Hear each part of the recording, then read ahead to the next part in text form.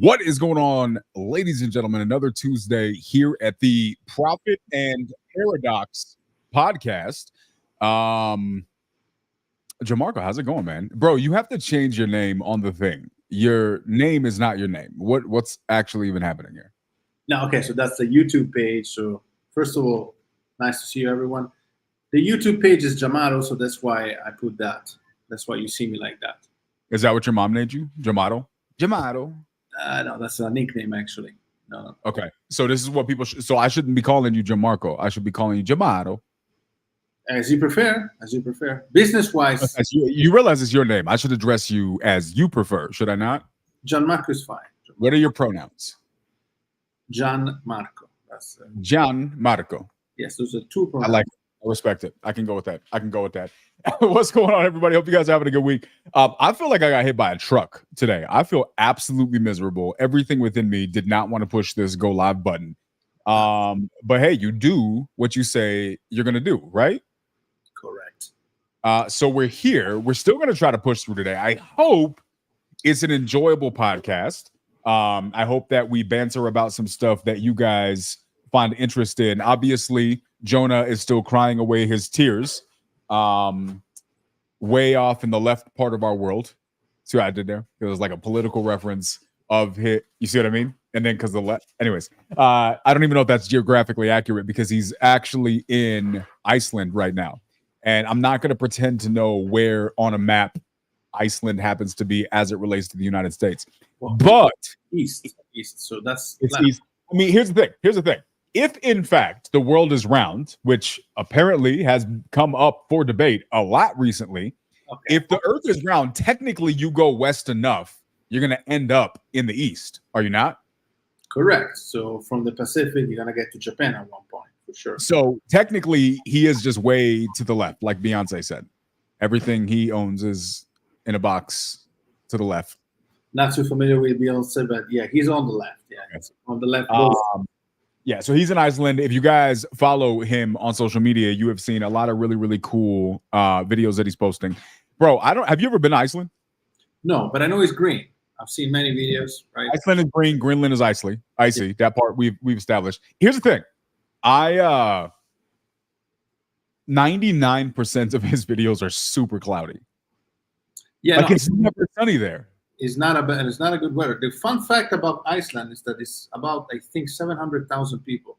I one time met here in Miami 10 people from Iceland, so I know a lot of Icelandic people in percentage. I think I know more Icelandic people than Americans at this point.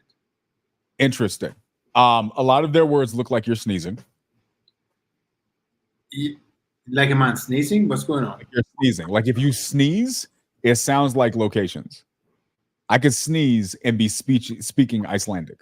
That's what it looks like. The way they write the words. Apologize to the Icelandic people out there. I mean, no disrespect. I just don't understand the way you use your words without vowels. But I guess you don't need vowels. Who said you needed vowels to make a word make sense? I mean, the true Vikings in the end, right? Vikings. So the true Vikings. We should do a whole podcast one day talking about Vikings, like just the historical. Because if you think about it, if you just talk about Vikings. The Viking history, talk about the formation of England, talk about just different, like Alexander the Great. We should really do a podcast talking about these global conquerors. First of all, let me ask you a question, because maybe you don't know. Do you think the Vikings got here before Colombo? Colombo? Yeah. Like the guy from the TV show in the 90s? Colombo? Yes, correct. Are you being Italian again? It's Italian, bro. It's Colombo. Italian. Wait, hold on. That's how he was pronouncing Italy back in the day. Colombo. Not Columbus. Y'all just leave that S off. Columbus is it's an American slang. I don't know how he gets. Wait, hold on. Is that not how it was spelled? Colombo. Cristoforo Colombo. Yeah. Spell his name for me. Colombo. Colombo. That's not how you spell his name. Hold on. That's not how you spell his name. Let me double check here, because. You got me actually wondering if I've been spelling his name wrong my entire life, because it's definitely Columbus. But let me see if I'm missing something. Yeah, it's Columbus from Genoa. Okay. He's been Americanized, right? It's Wait, you can't his name's been Americanized. That's his name, bro. No, there was no Columbus in Italy back then. Are you kidding me? Hold on. Let's just do this. Let's share the screen and do this thing. Christopher. All right. And let me make sure we're talking about the same person. Hold on. Here it is. Here. I mean, let me say I got it. I'm gonna share the screen. Let the whole world see. All right. Christopher Columbus. This guy right here. We're talking about this guy. Yeah. Right His name is Cristoforo Colombo. Where? So so this part right here is what you're talking about. That's his actual name. Yeah. It's been Americanized. Wait, so we just decided to switch up his name for no reason whatsoever? Yeah, it happens a lot in America. That's very bold of us. Bro, another situation is the pepperoni pizza. That is someone that took me a decade to get used to. You know that pepperoni pizza is not like pepperone in Italian. Okay, let's do this. No, I have to do this live. All right, walk me through it. All right, so how do I share the screen? You have to. You see it as present, and then you got to pick the tab. So if you got a bunch of tabs, like, hide your lingerie shopping page. Let me see if I can do this correctly. What's going on, everybody? Welcome to the podcast. We're having a very, very deep and profound conversation, apparently surrounding how America just be butchering people's names without permission. And I didn't even know that. Did you guys know Christopher Columbus's name is not actually Christopher Columbus? I just learned that. It's on Wikipedia. Wikipedia can prove it. I don't know why it's not allowing me. I gotta have some settings that is wrong here. Nah, you just present the screen, share screen, and then you choose between tab, window, or entire screen. Yeah, but it just give me one window. Okay, let me open it like this. Hold on. Boom. All right, bet. There we go. You see my? Right, I can see it. Pepperoni. No pepperoni. Okay, pepperoni. All right. No.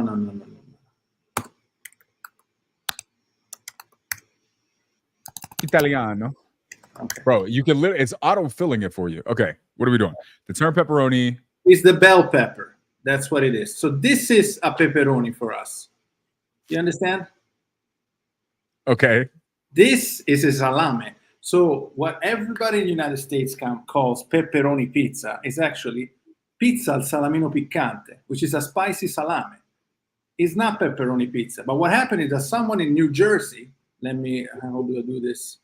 Someone in New Jersey decided that pepperoni was more digestible. So that's why they called it pepperoni pizza, because salamino piccante wasn't too easy to explain to Americans when they were selling these pizzas. Okay, I have a couple questions. Luis, what's going on, man? Okay, so here's my first question. Why do you guys got to say everything so fancy? You guys are already Italian. You already have an advantage in the fancy department by default. And then you got to go, how do you say it? Pepperoni pizza, how do you say it? Pepperoni pizza is nothing. What is really is salamino piccante. Salamino piccante. Pizza salamino piccante. Why you gotta say it so fancy, bro? That's what it is. That's what it is. So at the same level, it was changed to pepperoni pizza, but I think it was in Italian to do that in America. And wait, hold on. Help me say it again. Pizza salamino piccante. Perfect. There you go. That's what it is. Basically, I'm Italian. This is my Italianese for the day. Okay.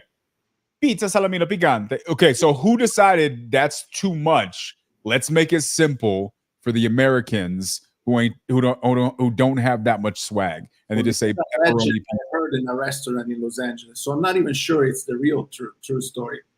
Mi piace più piccante, exactly. So wait, what does that mean? I like it more spicy, right? Because picante is it's also in Spanish. It's picante, no? I think picante. Wait. How do you say it in Italian? Is it picante or with double C? It's double C. Picante with double C. It's the same. It's the same thing with two C's. Okay. All right. So why did it change? You're educating me. You're giving me my Italian. The legend says. Legend. Oh, okay. We're getting into legends. I like it. That a guy in New Jersey from Sicily or Napoli, something like that, opened a pizzeria, and people couldn't know how to say it. We don't want with the pepperoni. There you go. And they were doing this. Yeah. So pepper became pepperoni, the pepperoni pizza, and that's it. From that on. So just basic derivatives of language throughout the world. Have you ever studied language? You're a smart dude, right? Robert, what's going on, brother? A couple times. I feel like I just, when you listen to the evolution of language, because I think about this sometimes, right? Because I am not, how do I say this? How do I say this respectfully to myself? I am not any longer in my 20s, right? You're not? But I'm not. Unfortunately, you can tell a little bit about it. I got a little gray in the beard, peppered, kind of like in a really weirdly like specific. It's right, it's even. It was cool. Hey, I'm not complaining. Appreciate you. So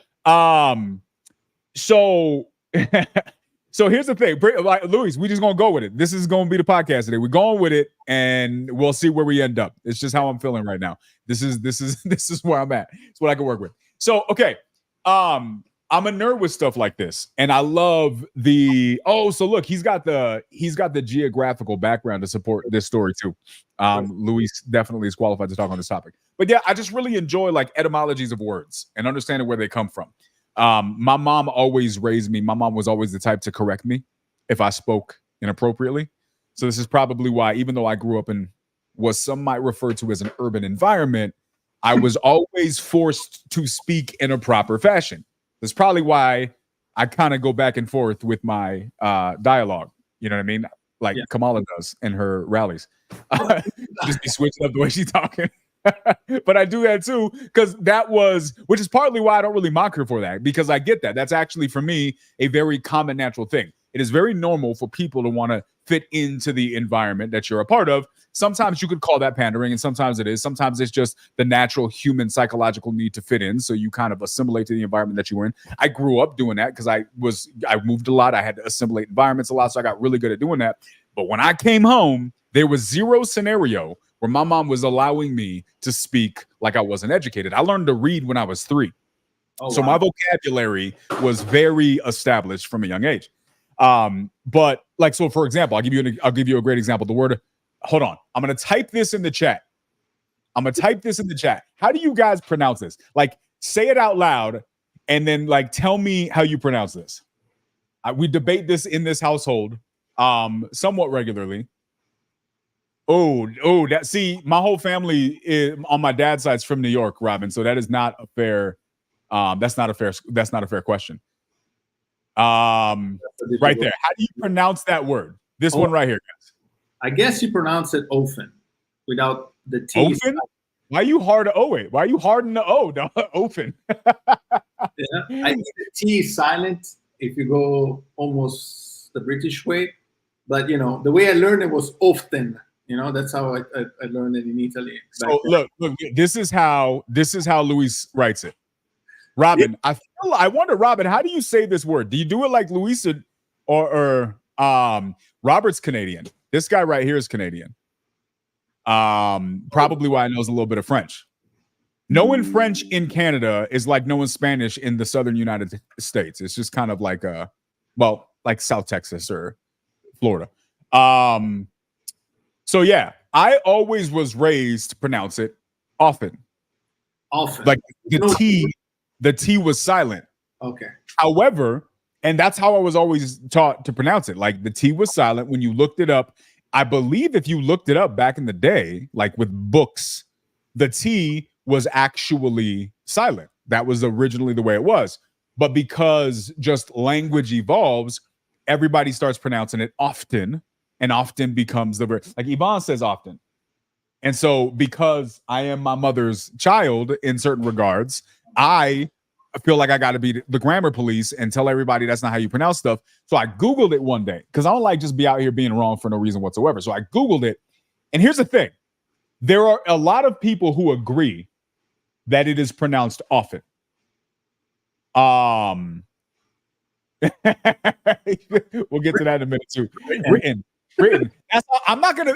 But here's the thing: I'm not gonna say written. Who says written? Nobody says that. British people might say that, but I think in America, I'm gonna say written. Written. Yeah, right. It's the other way around. Written. That's. I mean, like Luis is right. So when I looked it up, let me look it up. How do you pronounce But it depends, you know, I realize that the Scottish accent has a lot of written, a lot of T happening, you know? And that's still Okay. the UK. So look right here. Here's the thing. Here, share screen. This is my point right here. So technically, look at this. Pronunciation, often. You see? So look, we can actually listen to it. Often like that, that's hilarious. Listen. Often. Often. So that's how I was raised to pronounce it, because everybody says that it's right. Some people keep it if you go to Merriam-Webster, but look at this. Look at this. This is where it gets a little interesting. Etymology of, I spelled it wrong. Often is the etymology of the word, the background of the word is the word oft. From Old English, the word oft. So technically, if you're looking at the grammatical advancement of language, I don't know where we started adding the N, but technically it used to be oft and the T was pronounced. So I could see a solid argument as to why you would keep the T. Right now, it is the grammatically accepted phrase, or the grammatically accepted way to say it is to keep the T silent. But technically, it came from the word oft, where the T was not silent. So I could see an argument for both ways. I bring all of this up to say this is how my brain thinks about stuff like this. I really enjoy understanding how this stuff works. I know you're a nerd when it comes to stuff like this too. So I would imagine, especially speaking multiple languages.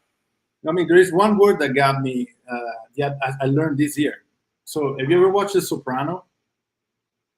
I never watched the whole series. I did watch it back when it was like actually out. I watched episodes, but I've never seen the whole thing. So in The Soprano, I mean, throughout the seasons, he goes to the supermarket and he buys the Gabagol. And I was like, what the heck is this Gabagol?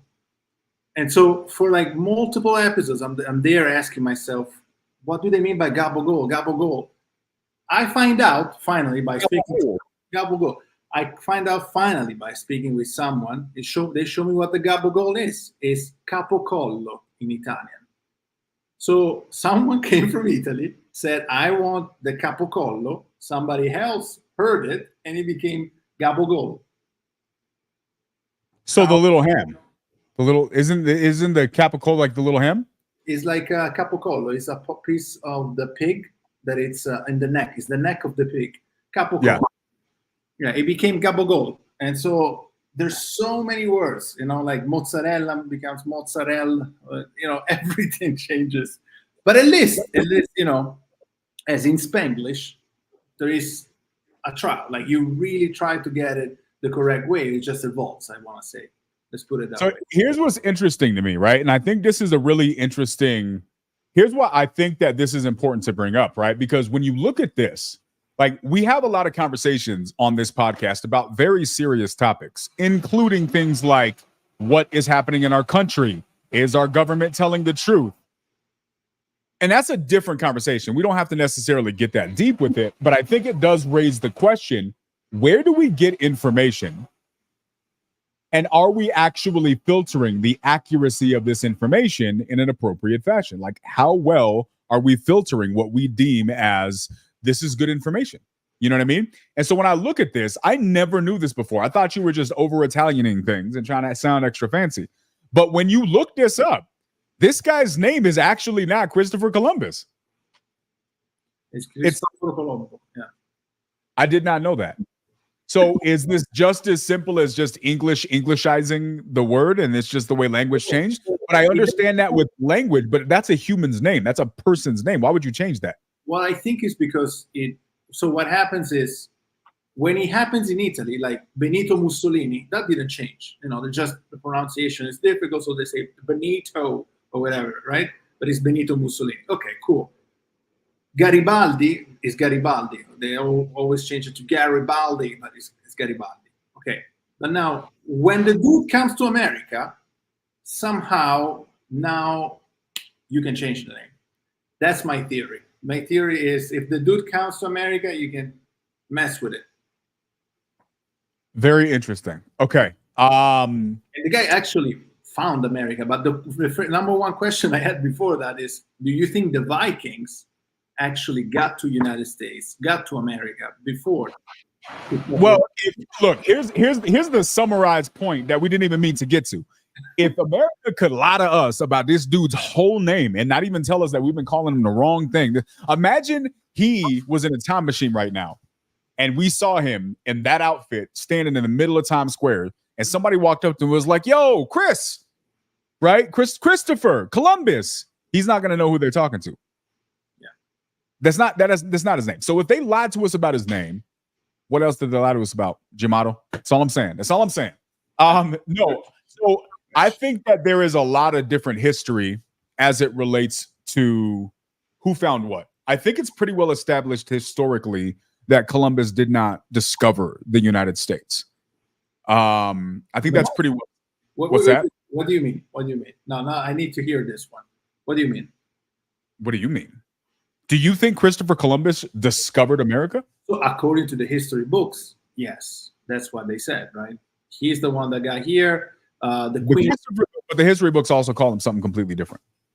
Right, but what they say is that he was financed by the the Spanish government, the Spanish monarchy back then, that got money from the British monarchy, whatever it was, and they told him to find India. So he was gonna go and find India, and he found the United States, which is where we get Indians. Yeah. So the number one question is, why do you think he wasn't the first one to get there? You think somebody got there before, and there were rumors? Just to be clear, there was a lot of people here before that. I think that's pretty well established. Okay, so yes, they didn't come from Europe. The Indios, I guess you call them, right? The Indios. Indigenous people. They did come from Asia. They came from Asia. So they came. You're saying the indigenous people came here from Asia? Yes. So if you look at what happened during the Mesopotamia, okay, humans developed from Mesopotamia, and some go east and some go west. The one that went east eventually get all the way to Siberia, and then cross to Alaska and go all the way down to Argentina. And that's why when Colombo got here, right, there were people here. Because Colombo got here probably thousands and thousands and thousands of years later. But that's the thing that happened over there. I don't think they originally came from here because, to my understanding, humans somehow come from Mesopotamia, however you want to call it, right? Mesopotamia. That is the environment where apparently they come from. I love this conversation. So it's really interesting.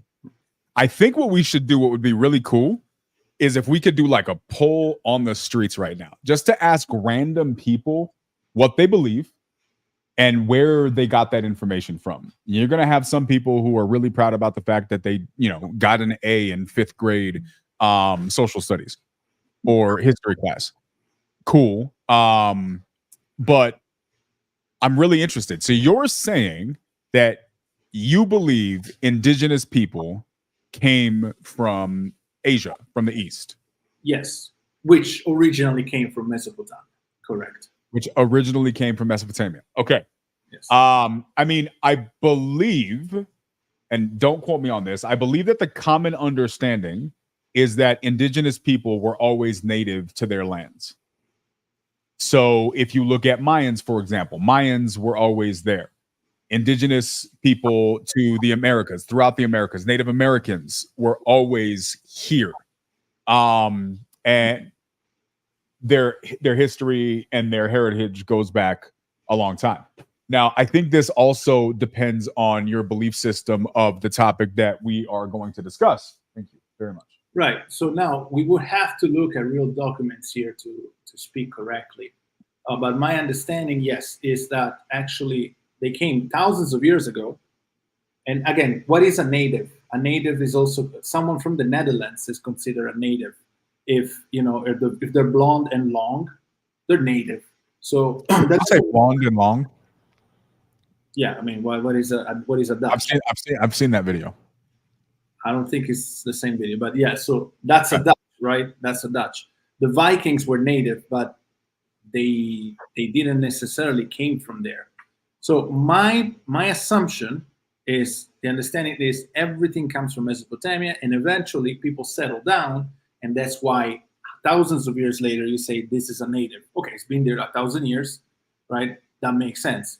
When you have a bigger influence of immigration inside a nation, what is it? There is a clash between the new migrants and the natives that has happened multiple times. Have you ever watched the movie Gangs of New York, for instance? No, I know what movie you're talking about, but I don't think I.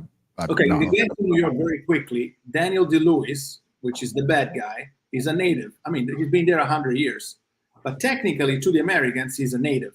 While Okay. the Italian, the Poles, the Germans, those are all not native that want to become American, but he's a real native, right? So I think the term native is flexible. I would agree with that. I would agree with that. So let me ask you this. Your belief system is that we all come from Mesopotamia. Yes. And Okay. correct me if I'm wrong. Is there something that is mentioned on the Bible as well? Well, see, now we're getting into a different conversation, but here's what's funny. You are approaching me when we do this. So fun fact for everybody, we're going to do the evolution versus the God versus science podcast. Jonah heard we were going to be discussing it and wants us to wait for him to come back. So we're going to wait for him to come back so I can destroy multiple people on this topic when we do it. Humbly speaking. Thank you. But he wants to come and defend evolution. Here's the thing. If you are in support of evolution, which is what you were trying to defend, evolution, I don't believe actually supports your theory of everybody coming from Mesopotamia, because I believe that that's not. No, I think actually it does. I think it's actually at the very, very root is everybody developed from the same area and then expanded everywhere else. I believe actually it may be that. Yeah. But again, I can double check, right? So we're talking about stuff that I studied 10, 15 years ago, and I'm really clearly not well-versed right now.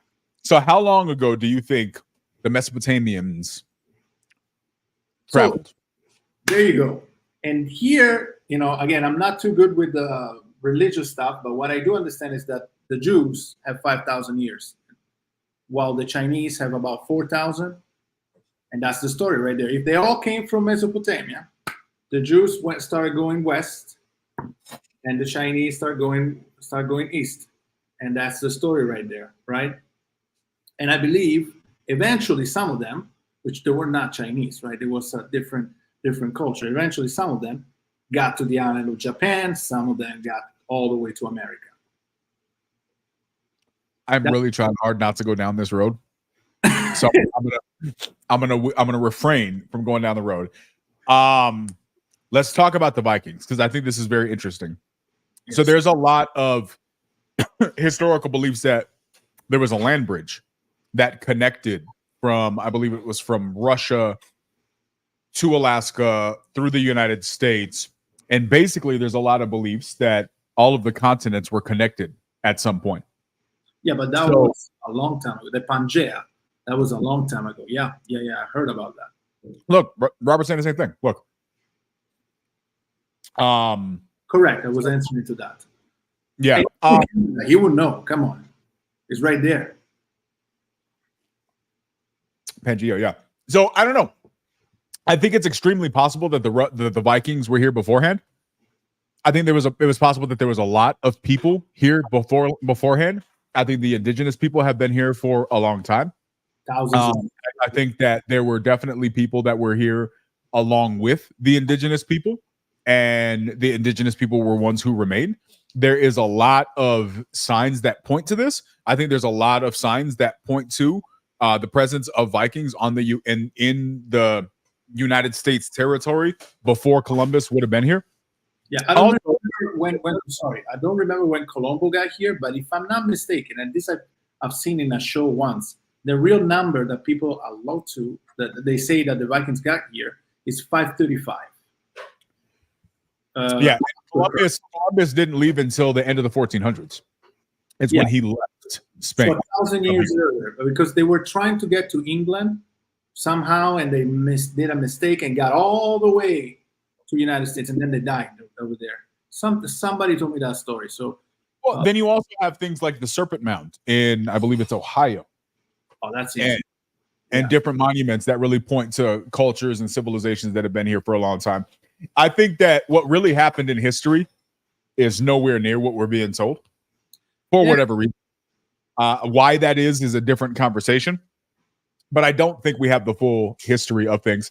And I think that's really actually not that conspiratorial at this point. I think most indigenous people, most Native Americans would agree, and I don't even know what's the right term because there's different people who have different beliefs on what the right term is for that. But I think most people believe that just the story that we've been told about Thanksgiving is just not true. I actually know it correctly. What's the real story? What do you know about Thanksgiving? What I know is the indigenous gave a turkey to starving British, and that's how it happened. And so then it was a celebration the year after. Okay. The other story of that is that was just a mass genocide, right? Oh. The whole story surrounding that is just a mass genocide, which is probably more historically accurate. It's why a lot of indigenous people won't celebrate Thanksgiving, because it's not something to be celebrated. It was a mass genocide.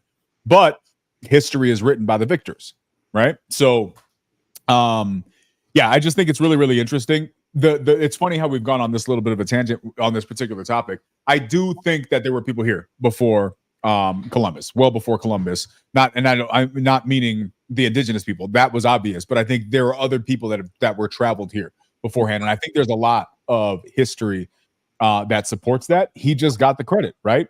So right. You know, he actually, to be fair, he was the guy that because at the end of his career, they put him to jail in an island called Isola d'Elba, which is close to Tuscany, where I'm from. And in jail, he wrote a letter and he said, history is written by the winners. He was the guy that wrote that, right? So the same guy that discovered America is the guy that tells you, hey, history is written by the winners. So interesting. I did not know that. Yes, when he was in jail, because he did something, he said something. What is it? Who is it? What's his name? Cristoforo Colombo was the one that wrote that. When he was in jail in Italy. Yes. If I'm not mistaken, it was him when he was in jail, yeah. Yeah, it's really interesting. Bless you. Fun fact, according to my uncle, my great-great-great-great-great-great-great-great-grandpa came with Columbus when he left Spain.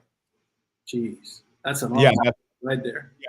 So supposedly, my uncle went to Spain and did all this research. So my grandparents on my dad's side are from Puerto Rico. His parents were from Puerto Rico, I believe. No. My grandma on my dad's side, they're, I believe, indigenous Taino. My grandpa's dad or grandpa was from Spain. Okay. So supposedly, have you ever heard and I don't know, I have not confirmed any of this myself. My uncle went to Spain and confirmed all of this, supposedly. So have you ever heard of the book Don Quixote? Don Quixote. See, yeah, that Don Quixote. Don Quixote, yeah. Why you got Italian out and everything, bro? Was it French or something, or Spanish? Nah. No. So that actually means the Great Quijano. Apparently, it was written by one of my ancestors, and that name wasn't like Smith or a name that was common. It was one family. That family left with the Columbus, and wherever they stayed is where you'll see that last name. So you'll see it in Mexico, certain parts of Mexico. You'll see it in the Philippines and Puerto Rico. And so anywhere they stopped and people stayed is where you'll see that name. Fun fact, the first time I ever met another person with my last name, I was in boot camp. And I remember they called me out of the barracks one day. They're like, Quijano, come over here, right? They didn't say it like that. So I left. And then it was really kind of creepy, to be honest with you. They took me like upstairs in this building to this dark room. And it was like an empty barracks. So they bring me up to this dark room. They come over here. They're like, all right, stand at attention, face this way. And then they bring this other guy and they stand in behind me. And then they tell us to like about face and face each other. And they're like, hey, meet your twin. And it's some short Filipino dude looking at me, but we just happen to have the same last. I don't know why they needed to go through all those theatrics. for it. But that's how that was the first time I ever saw somebody who had my last name. And when my uncle explained this to us, apparently that's what happened. That's where the Quijano name. So some of the people stayed in the Philippines, and the Quijano name became popular in the Philippines and certain parts of, like, I think it's southern Mexico, don't quote me, and then Puerto Rico. So very interesting. Huh. Yeah. Uh-huh. So that's what happens. That's what happens. Those names, like the name Smith. Have you ever wondered? I mean, Smith was a ferramenta. I don't know how you say it. It was a trade. If Yeah. you were, from what I understand, a lot of names came from the trades that you have. You did a trade, so you were that was your name. Yeah, and then some were just family names. Apparently, mine was a family name. So I thought that was kind of cool. But yeah, I mean, I think it's interesting, right? I think it's interesting if we actually took a minute to ask ourselves, like, what really happens in the world around us, the history of the world around us. Do we have the true history? And I think that there are certain clear examples of what we don't. Talking about indigenous people in the United States, talking about just, the Black community with civil rights, all of those laws, Dodd-Frank, all of these different things that have happened throughout our history. When you really get to the story behind it, you realize this is actually, like, have you ever watched the movie The Banker? Wait, maybe which refresh it to me. The movie The Banker, it's about it's with Samuel L. Jackson. I forget the guy's name. He plays one of the Avengers dude, one of the fly Avenger dudes. This is how Jamarco's a film dude, so I know he's trying to be losing his mind when I'm referring to people like this. Okay, one of the Avengers dude. Okay, is a flyer dude. Okay. Yeah, the flyer Avenger dude. Look. Here we go. I'm just gonna share my screen and let you guys read it, so I don't continue to do a bad job of explaining this. Here we go. So this is it. This is The Banker. Oh, okay. I think I might have seen a part of it. Okay, the new Captain America, basically. That's the guy. Yeah. So look. So from what the movie is based on the true story of two Black entrepreneurs who became successful in the 1960s by finding workarounds. And I believe they ended up in jail. At least in the movie, they ended up in jail. According to the movie, they ended up in jail. And then the Dodd-Frank law was created as a result of their whole case.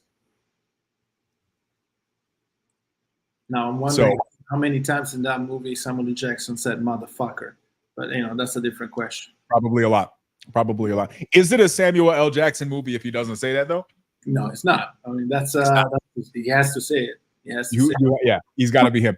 That's his brand at this point. But I just think I think we get really comfortable just not really knowing what happened, just kind of taking it at whatever people tell us. But I think there's value in understanding those things, and so I don't know. Very, very interesting. Funny how we get onto these things. Speaking about talking about things, like what's happening right now, bro? Like what's happening right now that requires us to ask questions about what's really happening in the world. In your opinion, what we just discussed is that there's a clear hypothetical potential of certain aspects of history being reframed. And this can go down a lot of crazy rabbit trails, right? Did giants used to exist? Or is that a fairy tale? Is the earth round or is it flat? That's a whole different topic. Did we go to the moon? Was Christopher Columbus actually a really, really good guy? Well, I don't know about that. As an Italian, I'm like, I don't know about that, man. But he did discover America at one point again. Discover. Right? We got to put some heavy air quotes on the word rediscover. If there were people living here, it wasn't rediscovered. Okay, so if you didn't know it existed because you're on the other side of the world, for them, you discover it. And like, hey, look. So he reintroduced to Europe. It was by definition discovered. People were here. If it was empty and zero people were here, one could argue he rediscovered. Let's go with the semantics. Discovering is just the process of finding out something you didn't know. It doesn't mean that the thing needs to be empty. So if the Europeans came to America and realized, hey, there is America here and people are in America, to the Europeans and whoever didn't know, like the Europeans, that's a discovery. Okay, So, guys, I want to hear y'all's opinion in the chat on this. What's right? Are we playing semantic games here? Did Christopher Columbus discover America, or did he just find it and then reintroduce it to some people, but it was technically already discovered? Yeah, asterisk on discovered. Discovered for the Europeans, not for the indigenous people that were here, obviously. I mean, I guess one could argue he did discover it for the Europeans. I still rediscovered. Definitely rediscovered. Okay. I don't think we can give him credit for discovery. But if you guys disagree, let me know. I guess you could say he did discover it for the Europeans. Maybe. Find out a new fact. We got to find that out. We'll see. So what else? What else is happening right now? Do you think that we're still being told half truths based on what's convenient for people, or is that not a thing that's still happening? Well, I think in some parts of the world, history is they're trying to rewrite history as we speak in some parts of the world. But I don't want to go into those topics too much. But I think it's happening. It's definitely happening. It still happens to this point today. And you know, it's sad, but at the same time, what do you expect? Like, if you're winning a war, if you're winning a conflict, eventually you're going to redefine territories, and eventually you're going to claim your side of the story as the correct one. And I think that's what happened through, if you want to take the history books as a guide, I think that's what happened through the history. Now, one can make the comment and say, I don't believe the history books, and that's a different topic as well. But if you take them as a guide, yes, whoever wins is able to tell a story, unless it's so ugly, the story, that you can't really have a spin-off around it, right? Then usually that's what they do. In the case of the British getting into the United States, there was no real spin-off, right? I mean, if you check how they wrote about it, these people are savage, these people are, they tried to dehumanize whoever they were finding so much just to claim that their goal was the good goal. But it never works. On the long run, it never works, right? So okay. So that actually raises a very, very interesting perspective. And I'm going to ask this question. I want your guys' opinion on this, because by default, I think my default argument would be it's wrong to lie and repaint history to your own, image or how you see fit. But you made an interesting point there, and I want y'all's feedback in this.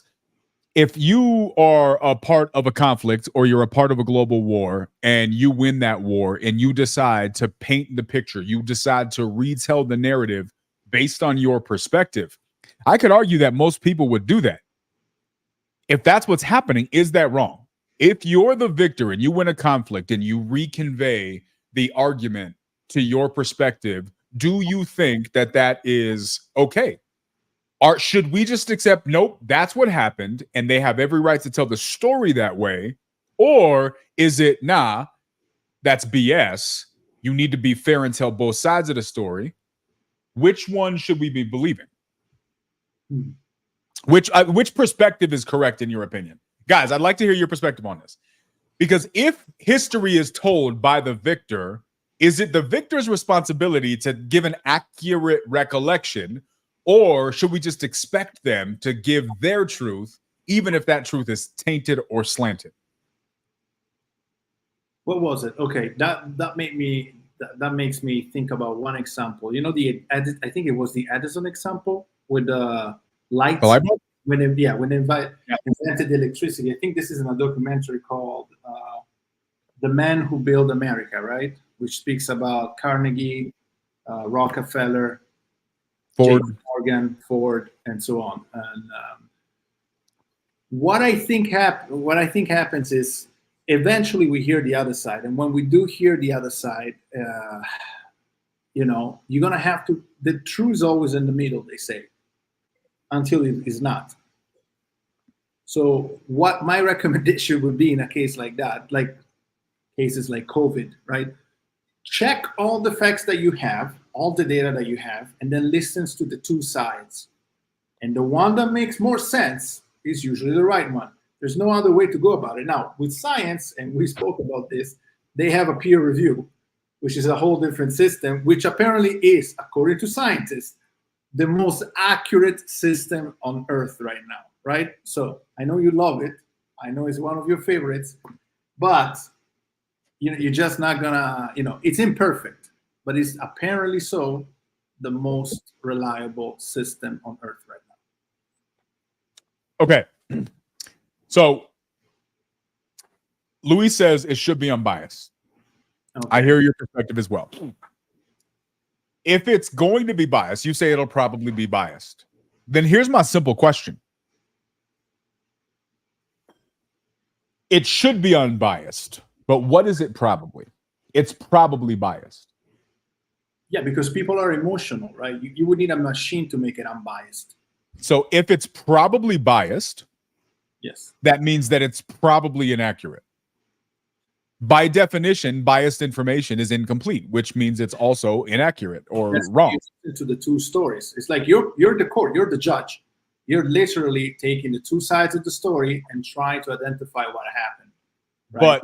But look at what Robert says. Robert says, if it's kept in mind that having as many perspectives as possible when it comes to history, but for the general populace, streamlined version is helpful depending on the intention that is led with. Here's the thing.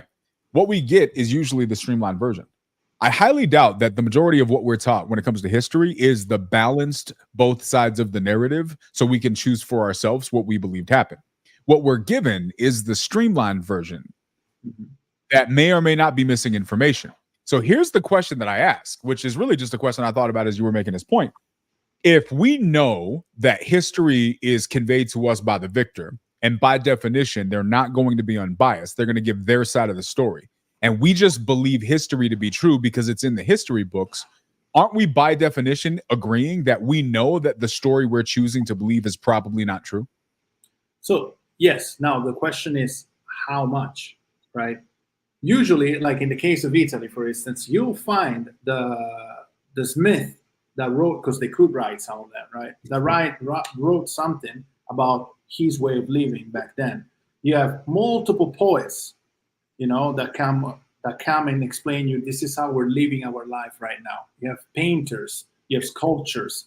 Everybody's trying to define the society they're in, and so or the clashing that they're having or the situation that they're having. And so you not only have the propaganda coming from the state, the monarchy, the government, but you also have, and this is what people should actually also look at, what the regular person is saying that defines you how they were experiencing that reality back then. And that is a great definer of history. Like in 50 years from now, people will look at the TikToks, I can assure you, because it will make a lot more sense to see how people were living it on TikTok and not on CNBC or ABC. Because on one hand, you hear, inflation is under control. On the other hand, you hear what people are actually experiencing. And so back then, it was the same thing was happening, but it was happening without TikTok or without YouTube or Instagram. It was happening through letters, to poetry, to sculptures. People were trying, or paintings, they were trying to represent what was happening. So with that being said, do you think that the creation of social media and access to information at the scale that we have access to, do you think that this is helping us to be able to assimilate information more accurately and really dig down to the truth? Or do you think it's making it harder to get to the truth? I think at the beginning, it will uncover some very ugly truth. And I think we're in the process of experiencing that right now. And I think a lot of what is being told is incorrect. Like, I don't know, I think it was Joe Rogan in his last comedy stand-up that he says, I don't even know if I believe in the moon landing anymore, right? And a lot of people have never believed that. But now you have a lot more people not believing it. Why? Well, because why did we stop going over there, right? And this goes against every scientist I know. Why didn't we go again? Like, what's going on? What's going on? And so you start asking questions when, with what is mysterious and what you don't understand. right? Which becomes scary. Like, okay, so you're lying to me on this, on what else are you lying?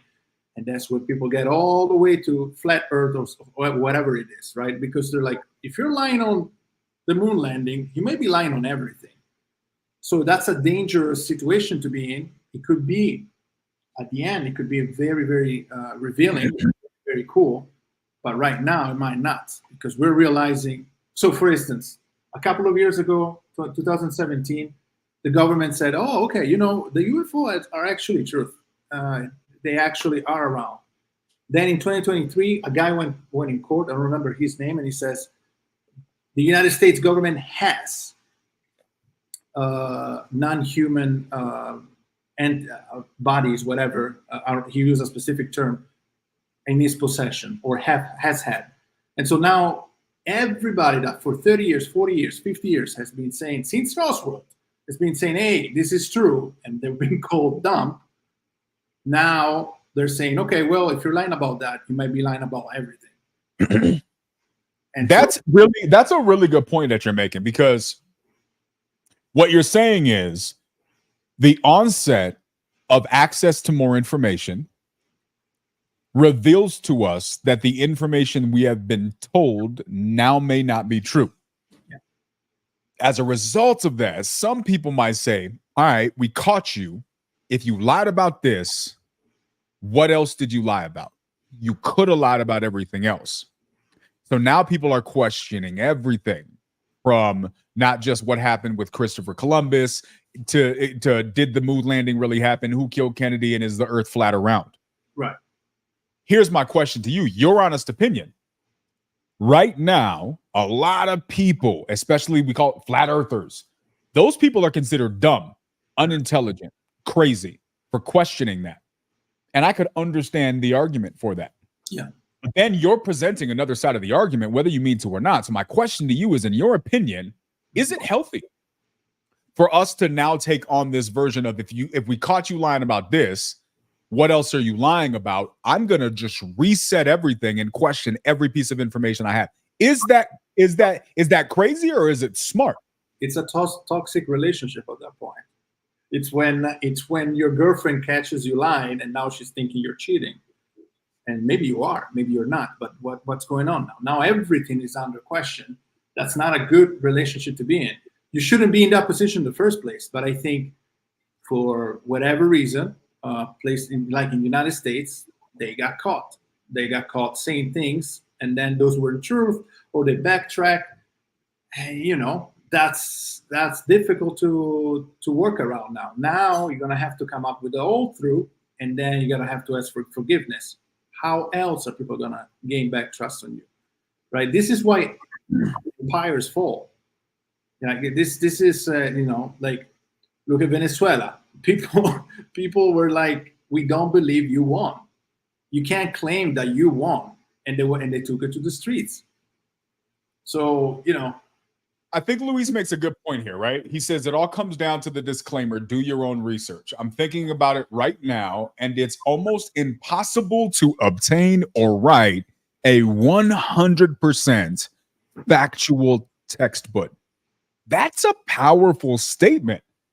Now, I'm sure there's a lot of academics, there's a lot of people in the field of education right now who would challenge this. But whether or not this is a factually accurate statement, I think it's an interesting enough statement that it's worth putting thought into. Because I don't know, Luis, and you can expound on why you feel this if you'd like, but my takeaway from this sentiment is that there is so much misinformation out there right now. Even the attempt to find what you believe is factual information is going to be difficult, which means that it's going to be difficult to confirm that what you put in there is accurate. And you can cut this any way. You can cut this a million different ways, because we're going to talk about this. We're going to talk about this when we talk about the theory of evolution. We're going to talk about this when we talk about peer-reviewed data. And when you finally find the holes in peer-reviewed, which is considered the most plausible and respected and safe way of determining accuracy and information. But if everything that we have is founded on the potential for bias, then by definition, until you get to the foundational truth of something, you're using filtered information, which could be biased, which could be inaccurate. like, yeah. So I think, and now I might be wrong. I'm gonna say it anyways. I was trying to find it. Like you mentioned the flat Earth people, right? Okay, so that theory comes from way back when Pythagora, I think, was the guy that told them, because he started looking at the Who? sky. I think it was Pythagora, which is the guy I- that was for mathematics, right? Spell it. I need you to spell it, Frank. What do you? Pythagora, it's okay. So let me write it in the chat. Pythagora. Hold on. It's P-I-T. You talking about the Pythagorean theorem? Theorem? Pythagora. So yeah, the guy, I think it was the same guy that was famous for maths, but also he was the one that it's either him or someone with a close name to his that demonstrated to church, hey guys, the earth is not flat. And this was a long freaking time ago. I gotta double check all this information, but there was a guy that was sort of a scientist before science, Pythagoras. Pythagoras, which is Pythagora. The guy was, unless he was Greek, I think he was Italian. He was Greek. He was a Greek philosopher. Okay, so unless Pythagoras, then you're right. Yeah. Okay, we just translated our way. So Italians messed this one up this time. Yes. Okay. All right. Everybody could get it. You know, Italians are not without flaw. Okay, so if it was Greek, it wasn't Pythagoras. It was someone with a P name. I forgot. I'm gonna double check and get back. P-Y-T-H. Is it this? Yeah. It's where we get the Pythagorean theorem. Yeah, and so they demonstrated.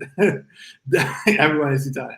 They demonstrated to the church that it wasn't flat; that they were actually wrong. But the guy went through hell to demonstrate that, and it was through the stars and the movement of the sun or something like that. It was a long time ago.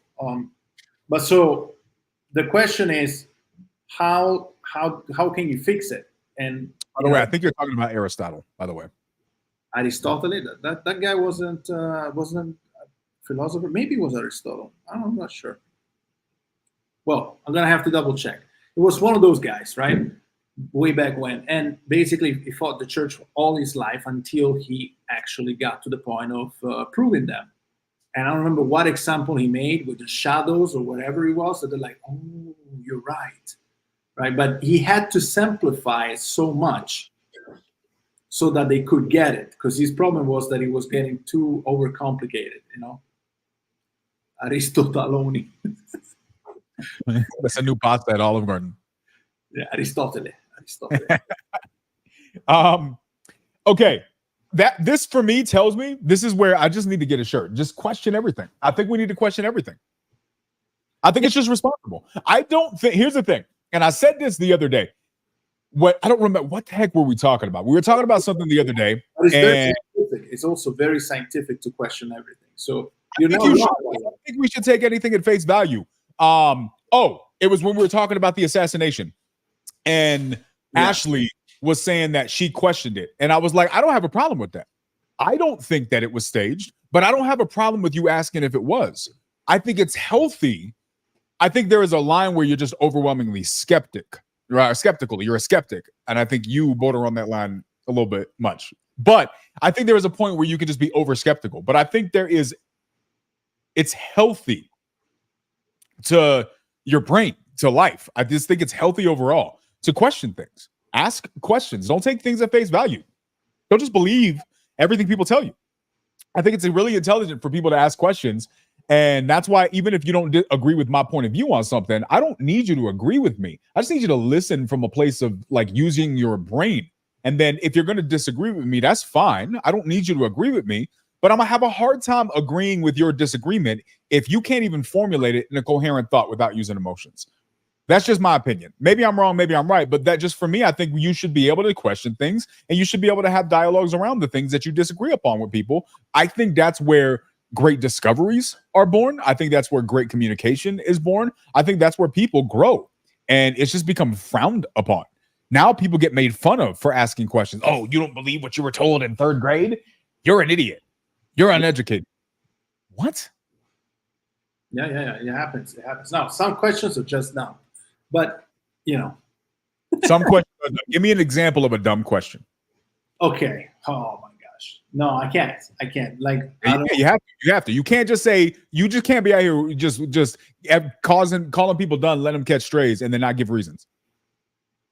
All right. So Do you believe? Okay, believing that there is water above the sky means disrupting everything that our world, which is based on physics, it's it's run about. Now we might not be perfect, but some people actually do believe that if you go take a rocket and go all the way up, there's water up there.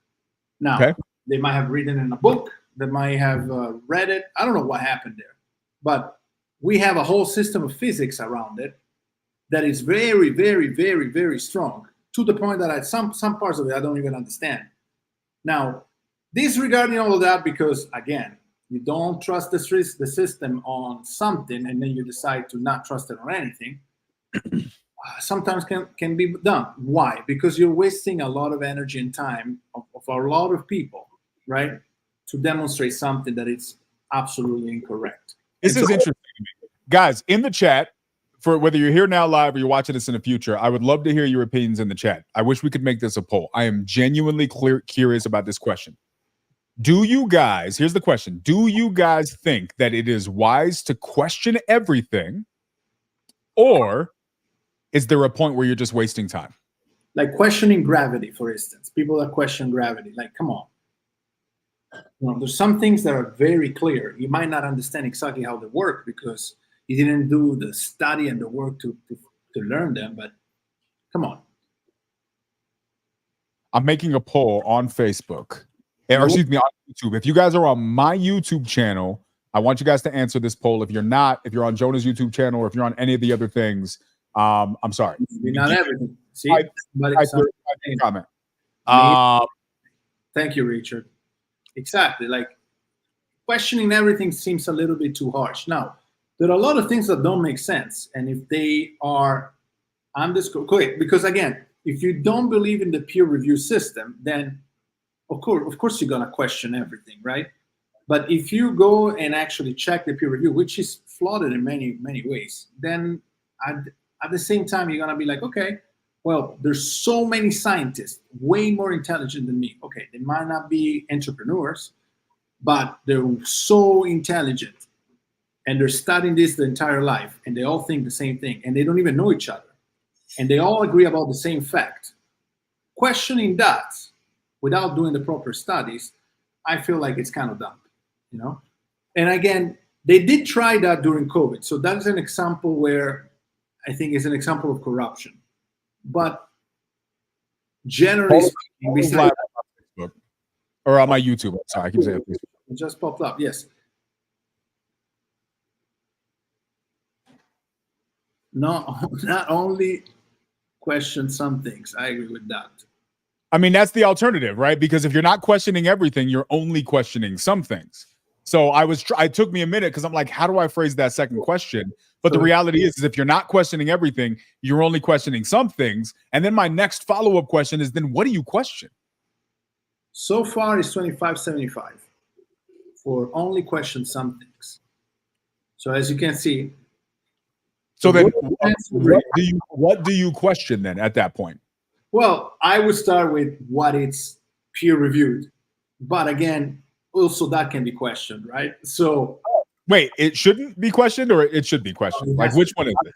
Oh, it has to be questioned. Okay. So that means you should question everything science related. That means that okay, some things that just make sense. Like you've seen, it depends on the data. If you see that fire burns you, questioning if fire is going to burn you or not this time, it is dumb because there is enough data to prove that if you're gonna go and jump into the fire, you're going to burn yourself. Now, there's some topics that are not that well discovered, and on those, you might have to question the peer review as well. Like if something happens worldwide and we've never seen something like this before, and they're all saying you got to do something, and you don't trust that your gut feeling tells you. Now, there I understand, and I generally speaking don't side with the scientists there. Because if this is interesting to me, right? Wait, go ahead, finish your point. I'm sorry. No, because at the same time, if your gut feelings keeps telling you there's something wrong here, well, then again, I understand why you would question it. But questioning if fire burns you, it's one of those dumb questions. Yeah, I mean, I could see that. I understand that. So, Luis, I'm going to ask you a question, bro. And I want you to do me a favor to the best of your ability. If you want to come up here and just say this with your words, you can. If you want to type it out, my request is don't Google anything, right? Don't Google anything. Now, I'm not at all saying I'm a flat earther. I'm simply espousing a point. You said there are plenty of things that should be questioned in history. Also, there are things that are proven that you would be wasting time, such as the world being flat. Give me 3 to 5 examples that you can speak of from your own knowledge that you can remember without Googling that prove irrefutably that the world is in fact round. Because what I would argue is that most people, myself included, right, on this topic, are defaulting to what we've always been told, but don't really actually know for a fact. And why would we not question it? Because we don't want to get made fun of by our peers. The reality is there's nothing hurting us in questioning that particular topic. I mean, let's get down to it. If you really want to believe the earth is flat, who are you hurting by believing that? Who are you hurting by asking that question? Furthermore, what do you really know that you can point to? Nope, I actually really am familiar with this. So hot, fire being hot. Well, dude, I cook food with it. Food gets boiled. I've burnt my hand. Most of us, all of us have firsthand experience, most of us, on that particular topic. And so if you have firsthand experience on a topic, I can respect you being resolute in your belief on a thing. But a lot of us are resolute in our beliefs on topics we have zero firsthand knowledge or experience with. But we will fight like that thing is correct with like vehemently, with energy. But why? What are you fighting for? Name one of us who actually have firsthand experience with the shape of this planet that you are qualified to argue vehemently from a place of personal firsthand knowledge or experience. Now, there may be some. I'm not saying that nobody has this. I'm just simply, again, I'm espousing a point that a lot of us are quick to get emotional and defend some ideas we really don't know shit about. Right. So that's why I wanted to bring up that example, which I don't really remember who made that example and won the argument against the church, which back then was the church was actually also the judge of how the world was going. Yeah. And so I wish I could remember. I will look into it because it's going to take me some time. Or if anybody in the chat knows, please come in and let us know. But there was this argument, and it was proven to us to a level of simplicity to the church that even the random farmer could understand it. And then it wasn't questioned for 100 of years. Now, I don't know why it popped up again. So something must have happened that at one point people started saying, but why? And it began again. So I will be very interested to see why the argument, it popped up again. But back then, there was a clear, like it was something with the shadows, if I remember correctly, that he could prove, look, if the shadow does this, obviously it's circle and it's not flat. It was something like that. But again, he was, I have to double check that. In the case of flat Earth, right? But there's so many other examples also of things that shouldn't be questioned, but again, they get questioned. Like I never questioned the theory of evolution until a couple of weeks ago, and now I'm like, well, maybe there is something there, right? Because sometimes you take it for granted, as you're saying, and then you're like, maybe I don't have all the facts on this. Maybe I think I have all the facts, but I actually just listened to my history or my scientist teacher, and I believed them without double checking what was there, what wasn't there, right? I think it was you telling me that there is no actual proven fact of evolution. There is no skeleton of a person half monkey, half human. Like there's the fossil record, one of the many overwhelmingly gaping holes in the theory of evolution, which we just believe, which we'll go in. So here's like, but that's my point. You've never questioned it. You just accepted it as true because you were told that it was true. And this is where I ask myself, well, is it wise to just say I'm only going to question some things? So let's question what Luis says right here. Now, to be clear, guys, I'm not a flat earther. I'm not. But I'm just here. I'm challenging perspectives is all I'm trying to do here. Sun is round. Moon is round. When you see the horizon, when you're up in the atmosphere, these are all common sense perspectives, right? Or these are his common sense perspectives. Okay, let me ask you a question. Also, if you've been on a plane, you see it round. What's that? Jamarco, what shape is this? That is a circle. Okay. A circle would be safe to be round? No, round is a ball. Okay. Luke, circle is round. What shape is this? No, it's actually round as well, but just only on 2 dimensions, not 3 dimensions. Okay, fair enough. I'm interested in the comments. Guys, do me a favor. What shape is this? I'm interested. Luis, I'm definitely interested in your perspective on this. Again, I'm not a flat earther. I'm simply just trying to provide some perspective at how easily we just buy into stuff. And I'm wondering if there is value in us questioning more than we currently question, because it changes perspectives on things. Luis is not responding yet, so we'll give it time. Nobody actually has responded to this in the comments yet, which is interesting to me, but that's fine. We'll go with your answer. It's you said it was round, or it's a circle? It's a circle and it's round only in 2 dimensions. Only in 2 dimensions. Yes. Is spherical the term? I don't know. I'm asking you, bro. This is your argument, bro. Like you tell how you over here defending something you don't even know what the proper terminology is, bro. But here's my point, right? Here's my point. Luis was boldly defending something as common sense. And now when I challenge a perspective, he's asking for the proper definitions of things. Now, we're not speaking, so I don't know what his actual perspective is on this particular topic. Guys, if you want to come and hang out, you're welcome to hop up here. Here is the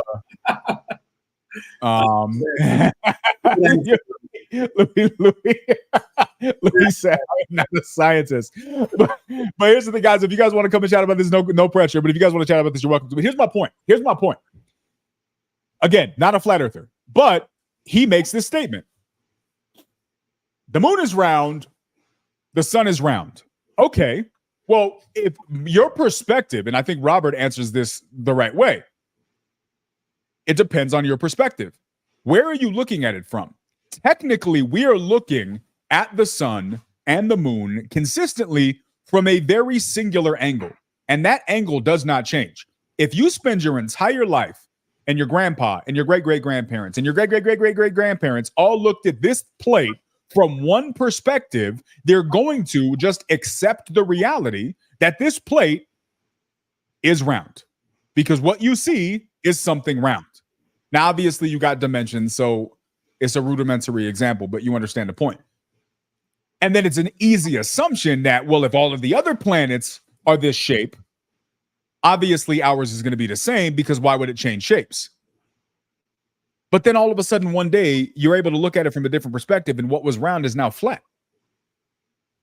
So right. I'm not saying you're espousing that flat Earth is a real thing. I'm not. I'm really not. But what I'm saying is that it's not that hard for me intellectually to comprehend the argument that perspective matters. Well, also when you're on the plane and you look outside, you can see the curvature. If you really look, you can see the curvature. What? The curvature. The curvature, yes. Curvature. Yeah. And there's been different examples of that. There's been different perspectives. I genuinely don't know. I am not a flat earther, so I'm nowhere qualified to defend that argument. What I am doing, all I'm doing is simply saying that, here's the thing, wherever you are in the world, you can see that the moon is round. Well, the argument could say wherever you are in this frame. I don't care where you're standing in your house. I don't care what you're watching this on. This is going to look round. I don't care what device you're watching this on. It's going to look round. Well, that's because your perspective is limited by this particular thing. Everywhere we are on the planet, we're still only looking at it from a specific distance, because arguably the distance isn't that much greater, whether I'm here or China or Africa or Australia or wherever. I'm still a relatively similar distance. So the frame of reference is going to be the same. Now, I'm not saying that the sun and the moon is a bunch of paper plates. I'm not trying to say that at all. Again, I'm simply pointing out the value in the idea of, is it worth asking questions? Because it becomes very easy to just say, well, this is common sense to me. But if we're not qualified to really vet these arguments, then my question is, why are we defending them so much? Well, I think some of these questions, they then evolve. Like, for instance, the theory of, are we in a simulation? A lot of people believe that, right? A lot of people get into that stuff. And honestly, there is no way to, right now, to define if we are or not, because we can see technology developing year by year. And so what happens to technology in 1,000 years, in 500 years? what are we going to be able to do? So the question then arises, are we in a simulation? Some people, actually Elon Musk itself, he's asking that, right? Which some people might love him or not, but he's a very intelligent dude, at least it seems. The guy is asking himself, perhaps we are in a simulation. So right there. Yeah, and here's the thing. There are a lot of things that would be normal and accepted conversations today. Normal, accepted, good conversations. That 100 years ago, you would be a witch, murdered. Oh yeah, that's true. What changed? What was accepted knowledge or understanding back then? That anybody who went against convention, right? Here is the standard way we speak. Here's the standard way that we operate. Here's the standard way we believe things to be acceptable. And there were certain contexts of that where if you went outside of that accepted narrative, you were considered a witch, depending on where you went. And you were chastised to the point of losing your life, being tortured and being murdered for challenging conventional way of thinking. Correct. It's 2024. Are we really that far off from that? Now, maybe we're not burning people at the stake necessarily. No, we but can't. There are Christians who get murdered every single day all over this world because they have a belief system that differs. There are belief systems all over this country by people who are being killed probably daily on this planet simply because they're challenging a point of view. There are nations in this world that if you challenge convention, you will or can be killed for that. So we look at the Salem witch trials and concepts like that, and we say, but that's crazy. That was a really, really uneducated time. But have we changed that much? Look at the people today. Now, fortunately, you're not getting killed on TikTok usually, right? You might get roasted in the comments, but you might get canceled. But why is it so? Why are we built like this? Why are we so quick to attack someone who questions a point of view that differs from ours? I'm not sure. I mean, I guess comfort, right? Some people don't want to go the extra step. They want to feel comfortable. Hey, Robert. Hey.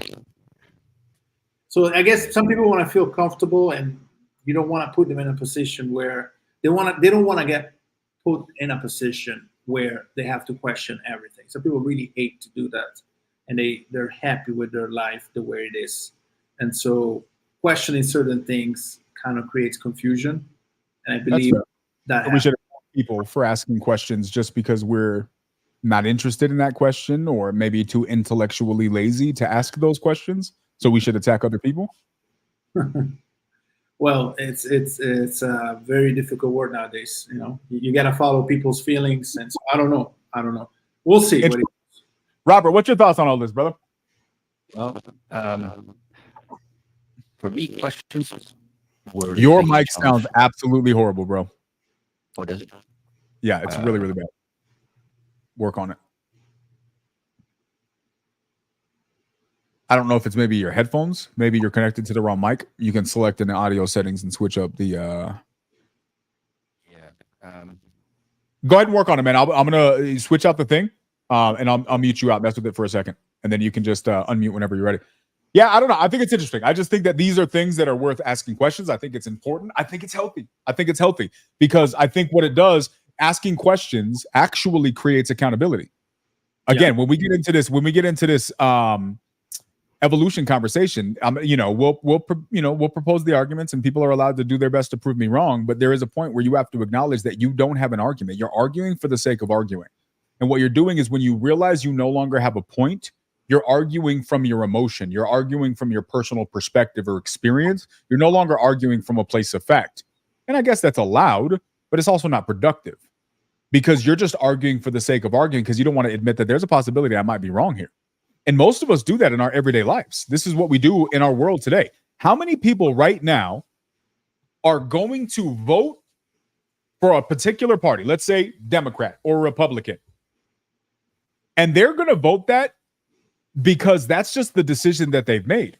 That's what their family does. That's what their friends do. That's what popular belief does. How many people are going to just went from saying Joe Biden was completely healthy, Joe Biden was completely good, he's going to crush, now Kamala's going to do a fantastic job, and there is nothing you can present to them that's going to prove them wrong, no matter how obvious the evidence is, because they're not concerned with right or wrong. They're concerned with proving their point. And they will fight for their point so emotionally that they will avoid obvious evidence to the fact that there is a different perspective.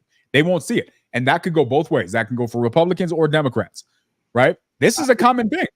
I remember fighting over COVID and saying, come on, there is a Wuhan virology lab in the city of Wuhan where the virus came from. And you keep telling me that it came from a bat. And I had the most disgusting conversation with scientists just because they wouldn't go around it. And then when it was actually kind of proven, when she didn't even get one vote in 2020, when it was actually proven, then they spin it around. So it's actually, so I guess the best way to go about it is this. And I was listening to somebody telling me this the other day. When you want to prove someone wrong, and that someone, it's an institution, it's a government, or whatever it is, someone above you, the important thing is to prove them wrong, but give them a chance to save face. And so what I realize is that when you confront the scientists on certain things, you have to give them a chance to save face. Otherwise, they will keep spinning off around it and trying to find ways to explain you how actually they were right. It's just in this case, it may be different. And for instance, I love Jonah, but the other day he said something that made me really question it, which was, you told him the COVID virus might have come from the lab. I mean, it makes sense that it came from the lab. He said, yes, it might have come from a lab where they were working on bats, and then a bat came out and went to the market. That's, come on. Okay, no, the virus came out from the lab. Forget about the bats. Stop trying to get the wet market involved with this. We understand that it's coming from the lab. And so sometimes a lot of this happens. And I feel like it's important to create a win-win situation even when people are wrong, right? Try to make them save face so that they will eventually tell you right without, Yeah, I hear your point, right? And I do think that there is some wisdom, right? I teach sales, so I understand the value and the wisdom of giving people an out. You got to give people the opportunity to save face. You don't want them to feel like they're taking an L. So you present it in a way where they feel like they're winning, even though they actually just got proven completely wrong. Yeah. And I think there's value in that. But there is another other side of that. You know what the other side of that is? Sometimes they need a lesson. Well, it's not just that. I mean, I think there's truth to that too. But here's the other side of my opinion. If we're so emotionally immature that people have to babysit us and comfortably present it to us in a way that doesn't hurt our emotions, because if they do, I'm going to ignore the truth and continue to believe and try to defend some BS perspective that I know isn't true because I'm too emotionally scarred to listen to your hard truth. I understand the value in taking what you're saying and presenting it in a comfortable way for the other person. But as the listener, I shouldn't be that big of a baby. I should be a grown enough to be able to hear it, the truth in any way, and still be able to accept it. Now, there's nuance to that. There's always going to be specific examples where that nuance exists.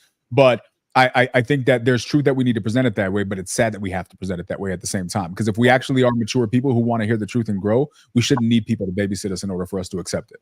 The world is emotional right now. So that's probably what's going to happen for a while.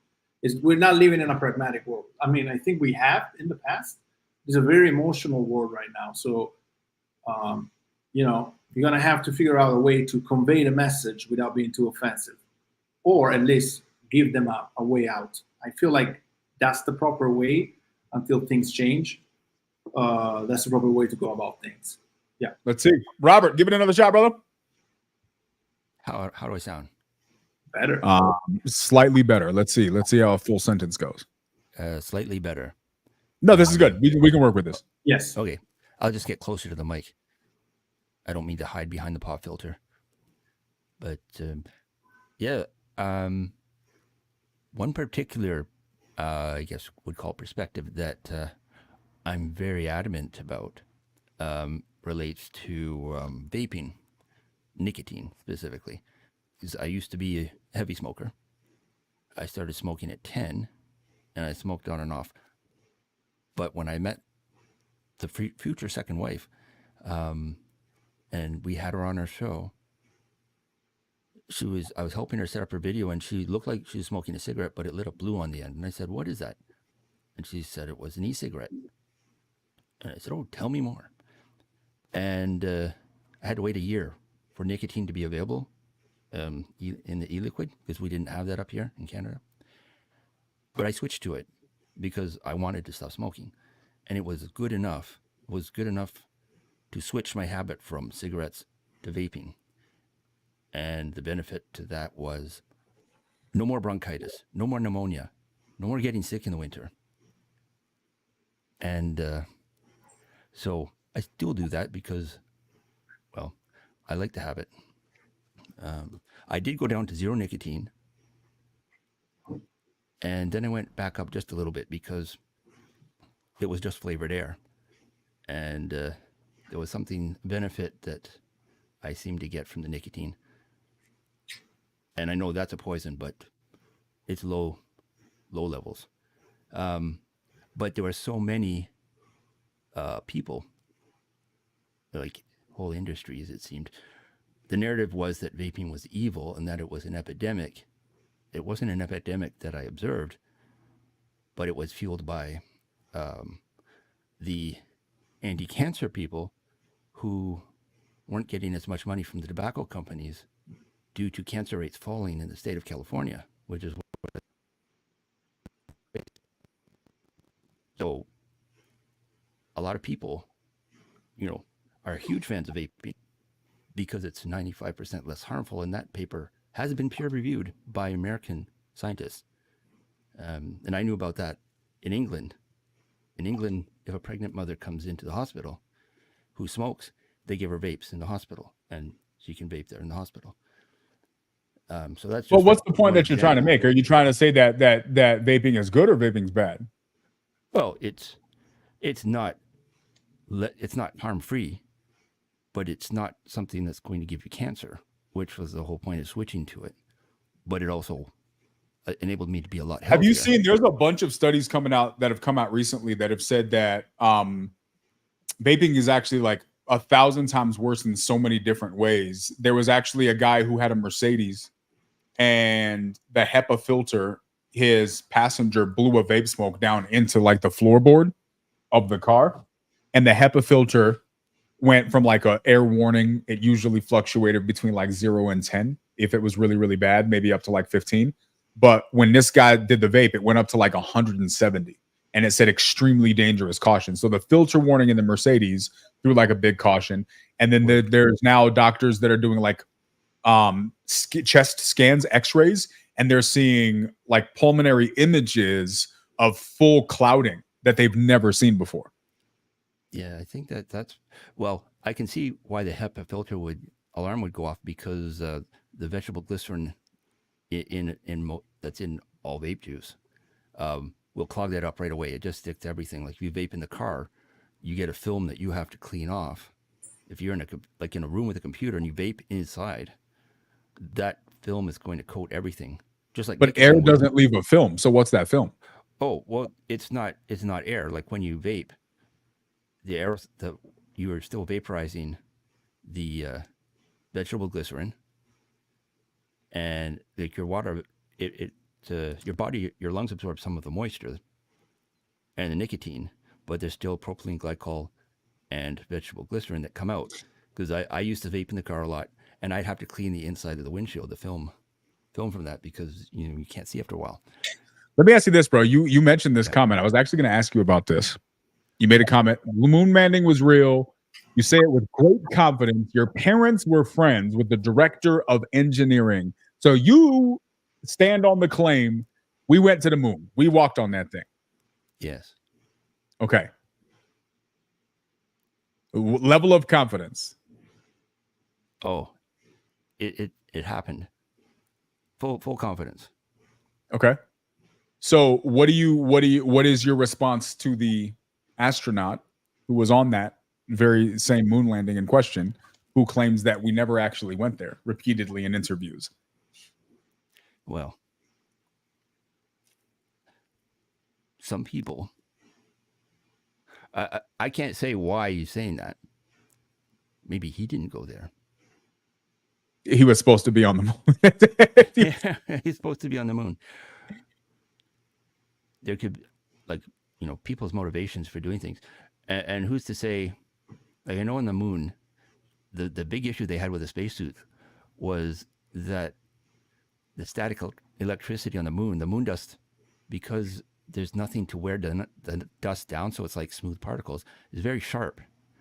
And every time they went out and walked on the moon, it would cling to them, and it would just wear at their suits, even the Kevlar, because Okay. there was nothing. So what do there you to think about like things like the Van Allen belt? I'm only vaguely familiar with that. Okay, so the Van I Allen would have belt been in the past. is a great judge. I'm interested in knowing why. So like if you look at the Van Allen belt, that's one of the, now again, I don't know anything about this. Again, I'm just espousing the idea of let's just ask questions. So the Van Allen belt is a radiation belt that surrounds our planet. Here's what we know. We know that is accepted in our world today. We know that science says we went to the moon. We walked on the moon. We put a flag on the moon. Here's what else we know. We know that we did not have cell phones back then, but we were able to live stream from another planet the whole entire thing. We were able to live stream it. We know that too. So we were able to live stream. Couldn't do that anywhere on this planet. Live stream technology didn't exist on this planet. Cell phones didn't exist on this planet in that capacity, what I mean. But we could live stream it from another planet. We know that we have not gone back since. The reason they say we haven't gone back is because of the fact that we don't have the technology to go back. This is what astronauts from NASA will tell you. We have not gone back to the moon because we don't have the technology to go back to the moon. Are you familiar with that? Yes, that it was all the tapes, all the paperwork was lost. Destroyed. No, Intentionally destroyed. Yeah. So we destroyed the technology that allowed us to go to the moon the first time. And that's why we can't go back again. Okay. On top of that, we also have multiple astronauts that talk about the Van Allen belt. The Van Allen belt is a belt of radiation that is extremely, extremely big, that in order for any craft to be able to go through that, it'd have to be able to withstand extremely large levels of heat and radiation. Multiple astronauts, NASA astronauts, have said that we do not have the capacity to go past the Van Allen belt. We're hoping that we can get past the Van Allen belt, because once we can get past the Van Allen belt, we can go other places. The moon is on the other side of the Van Allen belt. So not only do we have a live stream from the moon, but now we can't go back. And the reason we can't go back is because we lost the technology. But on top of losing the technology to go to the moon, no one is accounting for the fact that we would have had to go through the Van Allen belt. If you look at how hot the Van Allen belt is in Kelvin, and then you look at the heat resistance of the material of the space shuttle that went to the moon, all of these things create extremely, extremely contradicting perspectives. So my simple question is, I don't know if we went to the moon. Buzz Aldrin, who is supposedly on the moon, continues to claim that we did not.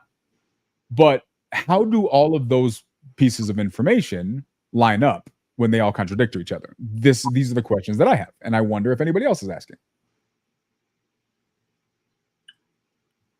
Yeah, I'm just Googling that now. Check it out. Robert, appreciate you hanging out. Toss us your you. thoughts in the comment, man. Your family, new people that went up there. Who am I to say that they're wrong? But I am going to challenge you, and I want to hear your perspective. All right? Right. Appreciate you, brother. Yes. Appreciate you too. Yeah, I don't know. It's funny. This seems to be a common thing that I go back to, and I will always stick to it. I think we got to question things. I think we got to ask questions. I think it's healthy. Maybe we went to the moon. Maybe the government wants what's best for us. Maybe GMOs are completely healthy, and there's nothing wrong with what's happening in our foods. right? FDA is a completely reliable organization that gives us quality standards on what's safe for our foods. We won't talk about why some countries ban things as being miserable for your health that the FDA says is safe. We won't talk about that because that requires questioning things, and we're not allowed to question things, Gianmarco. So I don't know. Am I crazy? My poll still stands. Should you question everything? Y'all said you shouldn't question everything. You should only question some things. Then my question is, when does it stop?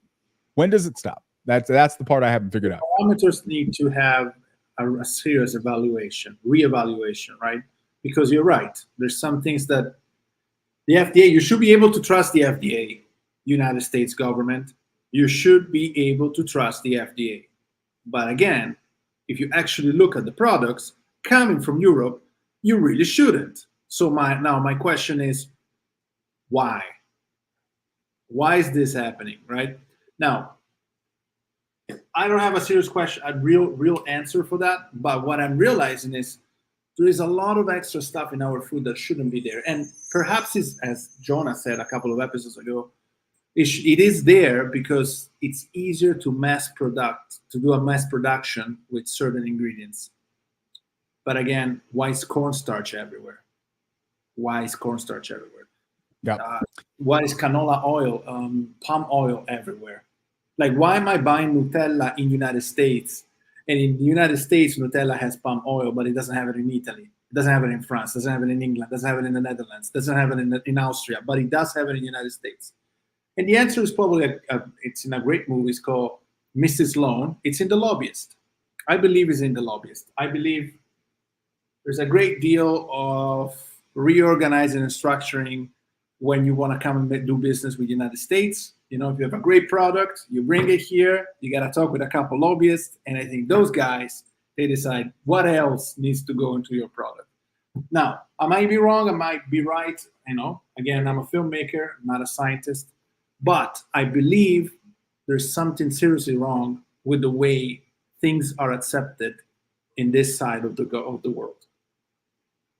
Very interesting. Talk to me a little bit. You said you were familiar with this Brazilian flight that just happened in the news, yeah? Yeah, so, I mean, conspiracy theories are off the charts with this because there were, I don't know, 4 doctors or 6 doctors that actually have found a way 8 to... cancer doctors. What is it? 8 cancer doctors were on that flight. Cancer doctors that apparently had found together a solution that I guess it was peer-reviewed about how to fix cancer. They all died in the same flight. I mean, come on. What are what do you think? There's no way something like this happens, right? Who's here has seen that? Who here is familiar with what we're talking about with the plane crash that was in Brazil? It was a plane that completely fell out of the sky. I think there was like 64 people that passed away. Really, really sad. But there were, I believe it was 8 cancer doctors and another He's right. scientist that was either coming from or going to some event. Very, very interesting. You're familiar with it, Richard? Yeah, I'm looking to see if I can find a link for it. I mean, there are videos. People have, you know. Yeah. I've seen it on TikTok. There are like videos of the flight, you know, the plane actually going to the ground. It's really sad. But again, like during the Titanic, you know, I guess there were a lot of interest at stake, you know, and that's what happens sometimes. Yeah, so let me ask you this, right? So we talk about the Titanic, right? Give people a little bit of background. Who here is familiar with what happened with the Titanic? Explain the Titanic for anybody who's watching this who may not be familiar with what happened there. Well, apparently, the legend says, right, is this completely proven? No, but it does make a lot of sense.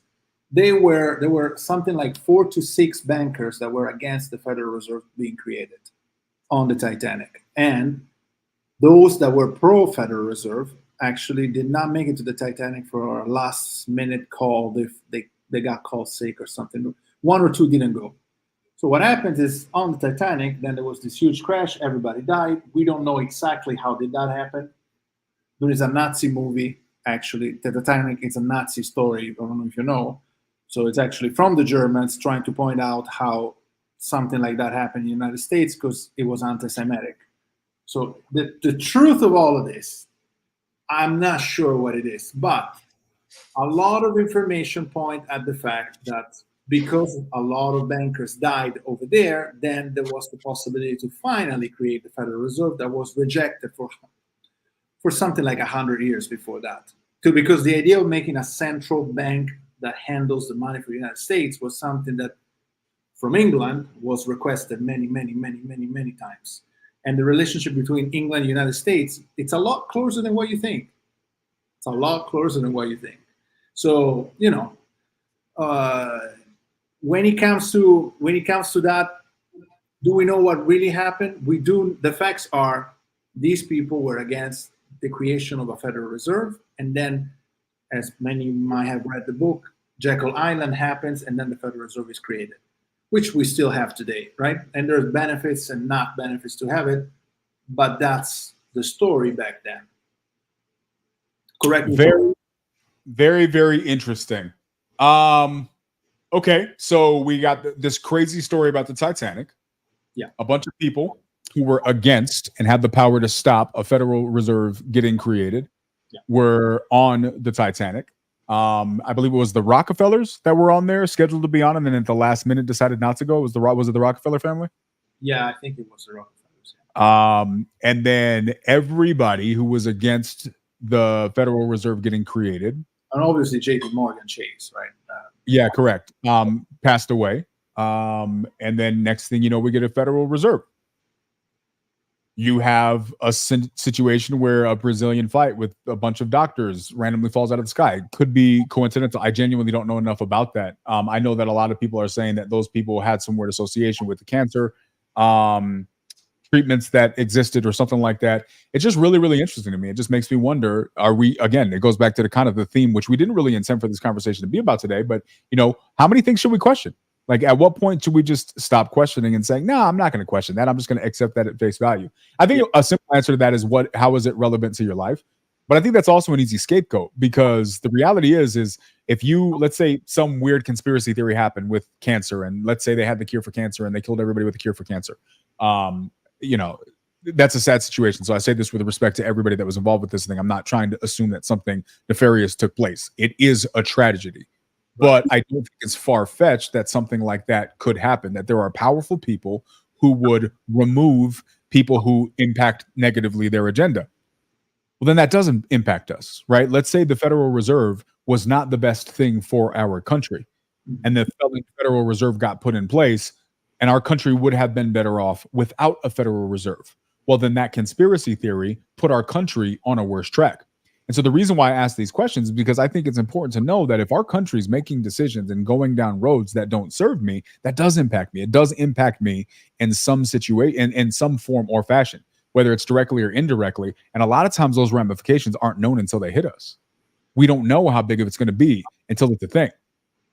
Yeah, I think the most interesting story related to this, so to speak, in that same period is, you know, how Tesla invented electricity. That was not really, it was weird the way he was doing it. And then wireless electricity. What is it? Wireless electricity. Wireless electricity. And then Edison finds a way to do it with cables to do it more stable, the stable one, right? And then they finally invented the light bulb, and they start figuring out, okay, let's do all United States with lights. And he's ready to go. He has investors behind him. And then guess what? JP Morgan shows up and says, I like to buy your technology. And the guy says, and Edison says, well, no, I'm not selling. And JP Morgan says, well, then I will sue you until you're bankrupt. Now, how interesting is that? And that is a story that has been written in books as well. This is not like conspiracy theory from the Nazis. This is actually something that it's been written about. How interesting is that? That eventually, the big project that the government was sponsoring was the Niagara Lights or waterfall or something around the Niagaras. Niagara. Niagaras. Yeah. That's when JP Morgan took over the electricity, and you know the entire world has electricity now. But like again, somehow when there is big interest around, there's like, it's very easy to get control of things. Yeah. Well, it's funny, right? And I'd have to look this up. Don't quote me on this. We should probably do a podcast on this one day. I'd actually really, really like to do a podcast on this topic because I think it's super interesting. Again, it's uncovering versions of our past that we don't have answers for. There's a lot of different perspectives on this. Some people have ideas about this thing called like like Tartarians. There's a bunch of different perspectives on this. But have you ever seen the videos from the Chicago World's Fair? I think I have, and I was like, "What am I watching here?" Right? Yeah. So that's one of those things that I'm like, "Am I supposed to question this?" I don't know. If you're in the comments, guys, tell me the truth. How many of you guys are familiar with the Chicago World's Fair back in the 1800s? I want to say it was early 1890s, 93 or something like that. In Chicago. Who's familiar with that? Here's what's interesting. Let me see if I can find some videos. Chicago World Fair videos. Let's see. Not that one. 1893. So 1893 Chicago World's Fair. Here's what's interesting. If you guys go and look this up, the amount of Chicago World's Fair light. Let's see how many are there. So there were 160,000 light bulbs at the Chicago World's Fair. I mean, this thing was lit up like Disney with LEDs. It was crazy. 1893, 160,000 light bulbs lit up the Chicago World's Fair. The sidewalks moved. Like those, you know those people movers in the airport where you're walking, you don't have to walk because the people mover just moves you. You don't have to walk. The sidewalks in Chicago did that. So you have 160,000 light bulbs. Let's see if we can. Oh, look, here we go. I gotta see the sidewalk moving. What happened? I gotta see the sidewalk moving. Let's see. All right, let's see. Hold on. I believe is this inaccurate? I'm gonna find this. We're gonna wrap up here in a minute, guys. But I wanna pro that. I wanna show these. See if I can find these videos. Where is this? All right. Mover. I don't know. I don't even know. It's a people mover because it moves people. I don't Yvonne laughed because I called it that too. All right. So here, I believe, guys, don't quote me on this. I'm not prepared for this. This is just a random topic that came up. I might find that this is a BS video. But these are supposedly the light bulbs from the World's Fair. Now, this is the 1800s.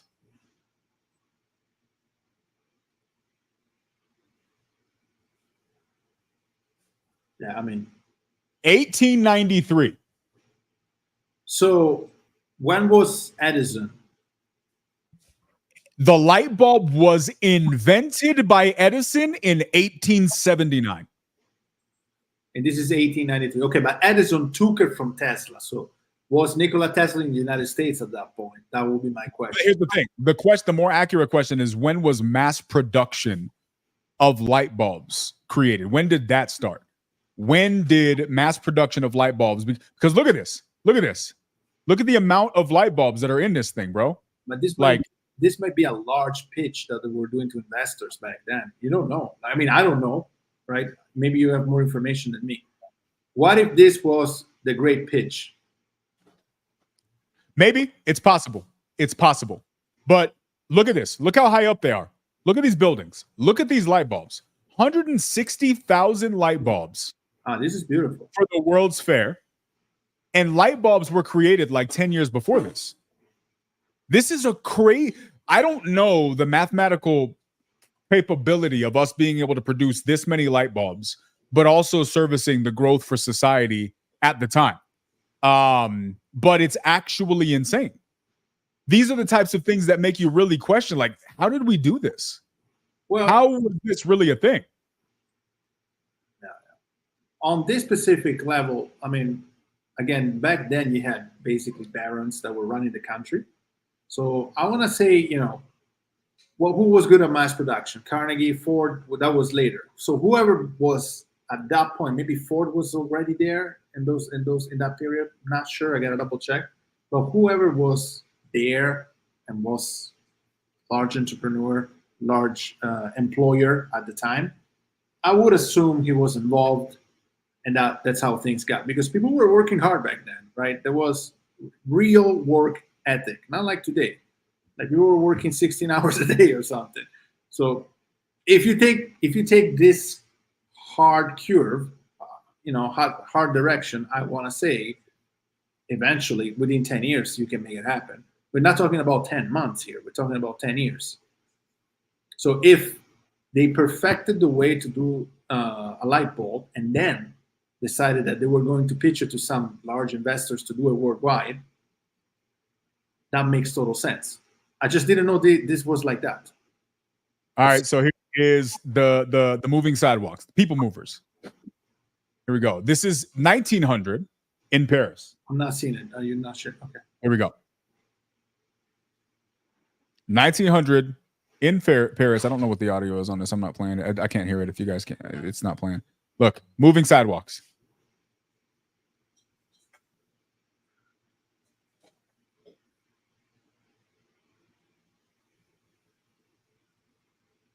Where is this technology now?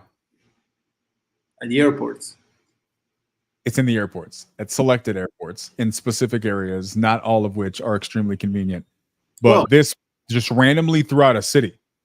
Well, this is extremely logical to me. This makes a lot of sense. I could see the value from a transit standpoint. My question is, who created this? Where did they get the technology to do this? Why did they stop doing this? I don't know anything about this. But these are just the types of things that there's these weird little lost parts of our history that we just don't have a lot of questions answered surrounding. And it really makes me wonder.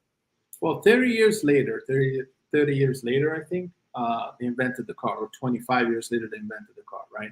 So I guess there was already a lot of work in that direction. Also, as PBD keeps saying constantly, the United States government has 6,000 patents that cannot be used. They just bought them and you cannot be using. What if this was one of those, right? And they used it. They have, a proprietary use in their airports where they're involved. Otherwise, you cannot use it. You can't make a copy or anything like that. I wouldn't be surprised. Now, there was no government like there is today. So I guess back then it was, I don't even know how the law was structured. And I would have to really look into it, but I wouldn't be surprised. The car, I'm pretty positive, was invented in the 1800s too. According to the history books, 1918, 1917. I know this because I watched Peaky Blinders. It was like 1896, bro. 1896. Like well, that, yeah. I guess it was sold to people around the 18. Maybe, but I believe Ford, it was like the 1890s. Yes, maybe you're right, when they invented it and then they put it to commercial use later. That's probably what happened. Yeah, maybe like the assembly line and all that might have been later. So that's, I don't know. I just think it's interesting, right? Like, I think this just goes back to our question. I think it's important to question these things.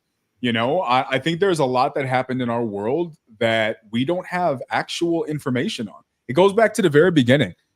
And this wasn't what we intended on talking about today, but this started on what's Christopher Columbus's name and how his entire name got changed. And if I'm capable of going my whole life not even knowing this guy's real name because I just accepted what I was told to be true. It's a simple and a kind of a silly example. But it really begs the question, how much do we just accept as obvious and true in our lives actually isn't? But we just haven't taken the time to really question it and look into it. Now, I think there are certain innocent things like, well, that's his name in English, and then they just translated it. That's fair. That makes sense to me. I don't think it's that deep. But are there other things that are a little bit more profound, that are a little bit more malicious, that really do affect us? I think Tesla is a fantastic example. I think anybody who listens to Tesla's story, and guys, if you have not I highly encourage you to go back and just watch some of Tesla's story. But I think it's pretty obvious that history tells us that if Tesla had had appropriate funding and didn't receive resistance from the powers that be at the time, technologically, we'd be in a completely different place. He had Wi-Fi technology already created back then. He had wireless electricity figured out back then. But to your point, these major industry titans that existed at the time recognized that the introduction of the technology that Tesla had would have cost them money. Go and look at marijuana. Look at marijuana and how marijuana was demonized in the country. We've talked about this here. Marijuana wasn't even called marijuana. Marijuana, the reason we call it that is because that was part of a smear campaign. And I believe, if I recall correctly, the hemp industry was threatening the paper industry. And again, the titans at the time were not about to have their industry go under. So I think when you look back, you have these major titans of industry, the Rockefellers of the world, JP Morgan, and these major titans of industry in this turn of the century time period who really kind of just directed the direction of society and to our detriment. And then if you start factoring in the Titanic and all these different things, you really start to see a world where these people changed the course of our world and then retold the history books in a way that serves us.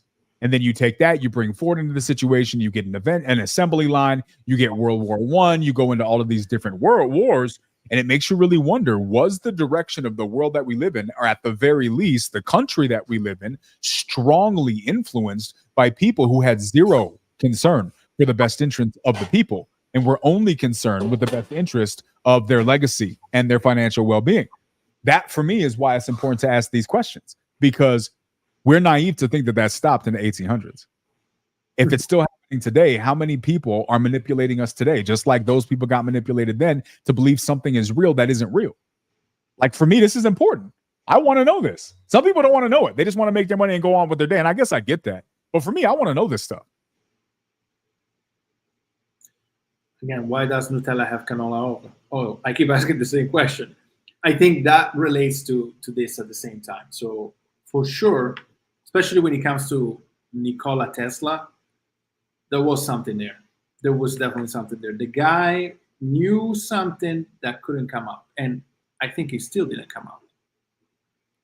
So yeah, I think there's a lot that Nikola Tesla knew that we still haven't been exposed to. Yeah, scientifically. I think that science is still catching up to itself. I think that quantum theory in and of itself disproves science on a daily basis by what we understand about science. You know what I mean? And so I just think that this is where it's just we don't know everything yet.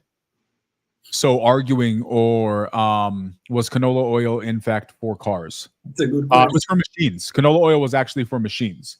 For machines. It was crazy. Yeah, it was for machines. So if I recall correctly, canola oil was created to grease up machines, and it was actually not attractive. And the way we make canola oil is you take the oil, you have to scrape this crap off of it. It spoils. It stinks really, really bad. So they dump a ton of bleach into it, let the bleach settle. That bleach is what gets it helps to have the clear color, and it also gets rid of the putrid, rotten smell. And then we put it in our food, and then we eat. We eat it. You know, bleach cleans the stomach too. Yeah, it's good for you. Yeah, bleach. But that's what they accuse Trump of saying, right? And why is Trump, right? We actually do drink bleach. We just eat it in our French fries and our potato chips and every other thing that's got canola oil in it that we buy from the store or any other vegetable oils. Most of that stuff is just really bad for us, man. Yeah. But we don't ask these questions. This is my takeaway, and I've been beating this thing like a dead horse. I'm sorry, guys. I apologize if you get tired of hearing me say this. I'm sorry. I'm probably not. I'm not going to stop. We live in a world where we don't ask questions, and as a result, we're killing ourselves. Our health is miserable. Look at me today. I feel like I got hit by a truck today. I've been miserable this whole entire for like 3 days. Why? I don't know. I have a very clean diet. I haven't eaten solid food in pretty much over 7 days. And when I do eat, I eat a very, very clean and healthy diet. But I'm not suffering from what happened today. I'm suffering from something that probably happened 10 years ago. Maybe it was all the crap they injected into me when I joined the military. Maybe it was a culmination of me surviving off of processed foods for the first 30 years of my life. I have no clue what it was. My diet consisted of ramen noodle soup, ravioli, and boxed foods most of my childhood because that's all we could afford. My mom did her best to make it healthy, but vegetables usually came from a can. That's what we could afford, right? Sometimes we would have fresh stuff when she could, but we didn't have healthy food. We had processed food. We don't know. And this is why it's important to question things, right? There you go. We won't even go into the year 1987 and when health took a drastic turn in 1987 as it relates to that thing right there that Luis just said. And so for me, the way I look at it is either A, we live in a world where everybody's got our best interests at heart and we can just trust what's told to us, or we don't. And if we do, then I'm doing too much. I'm way extra and don't listen to me.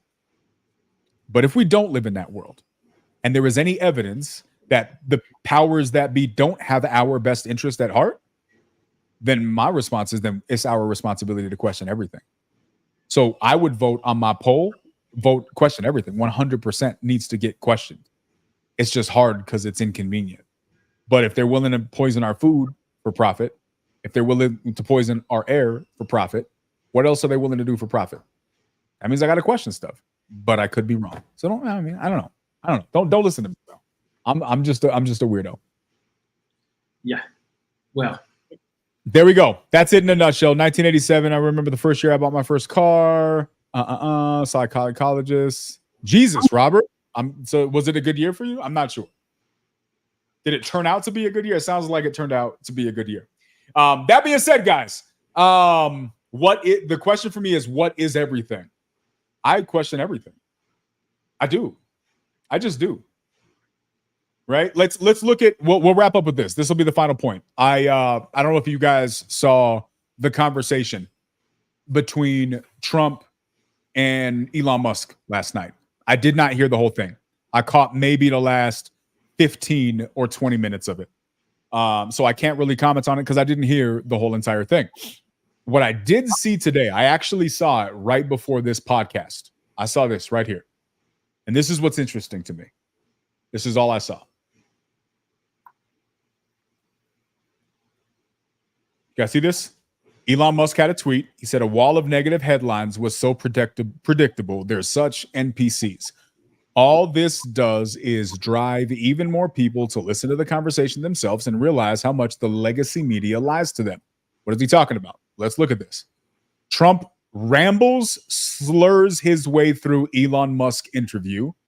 It was an unmitigated disaster.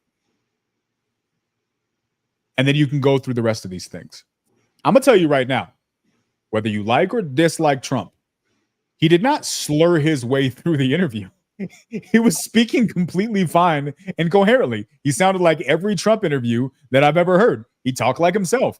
And actually, from what I heard, him and Elon had a really good dialogue.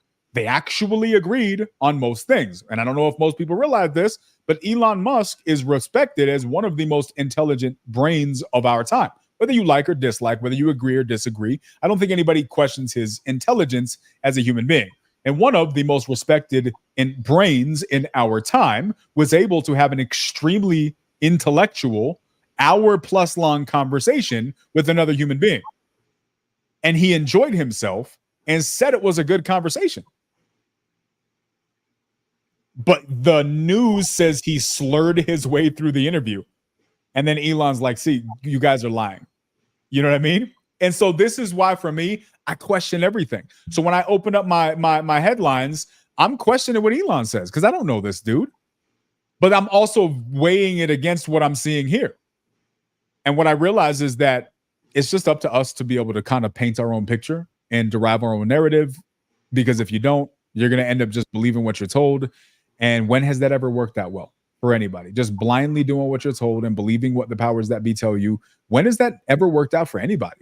Again, you got to pull yourself up by your own bootstraps. You got to take care of yourself. You got to protect you and your household.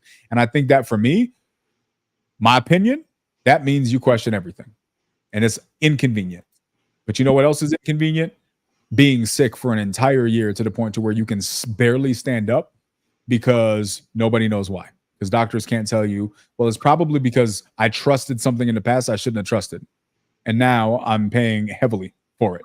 This is why. This is more inconvenient than questioning what I see on TV or on social media.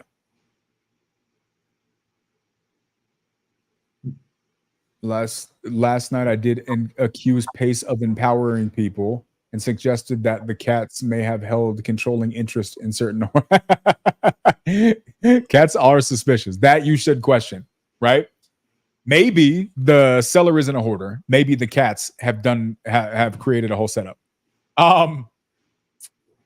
That's all I got. Jim Marco, you got any final thoughts, man? That interview with Trump and Elon Musk broke the internet. 1 billion views worldwide. That's Did it really get views? Yeah, not only it's a mix of all the time it was reposted, right? But totally it amounts to 990 million. Elon Musk posted it this morning. Really? Yeah. So that was crazy. That was crazy. How many people are interested to see and hear what these two guys have to say, right? I would be questioning, what if Kamala gets there? Will they get the same numbers? And I'll leave you at that. Yeah, I don't know. You guys have heard me. I've defended Kamala Harris. I have. I think that I don't know if she decided to start pandering to the black community, so now she's claiming her black heritage. I don't know if she did that. I don't know her history well enough to know whether or not she has claimed being black a long time.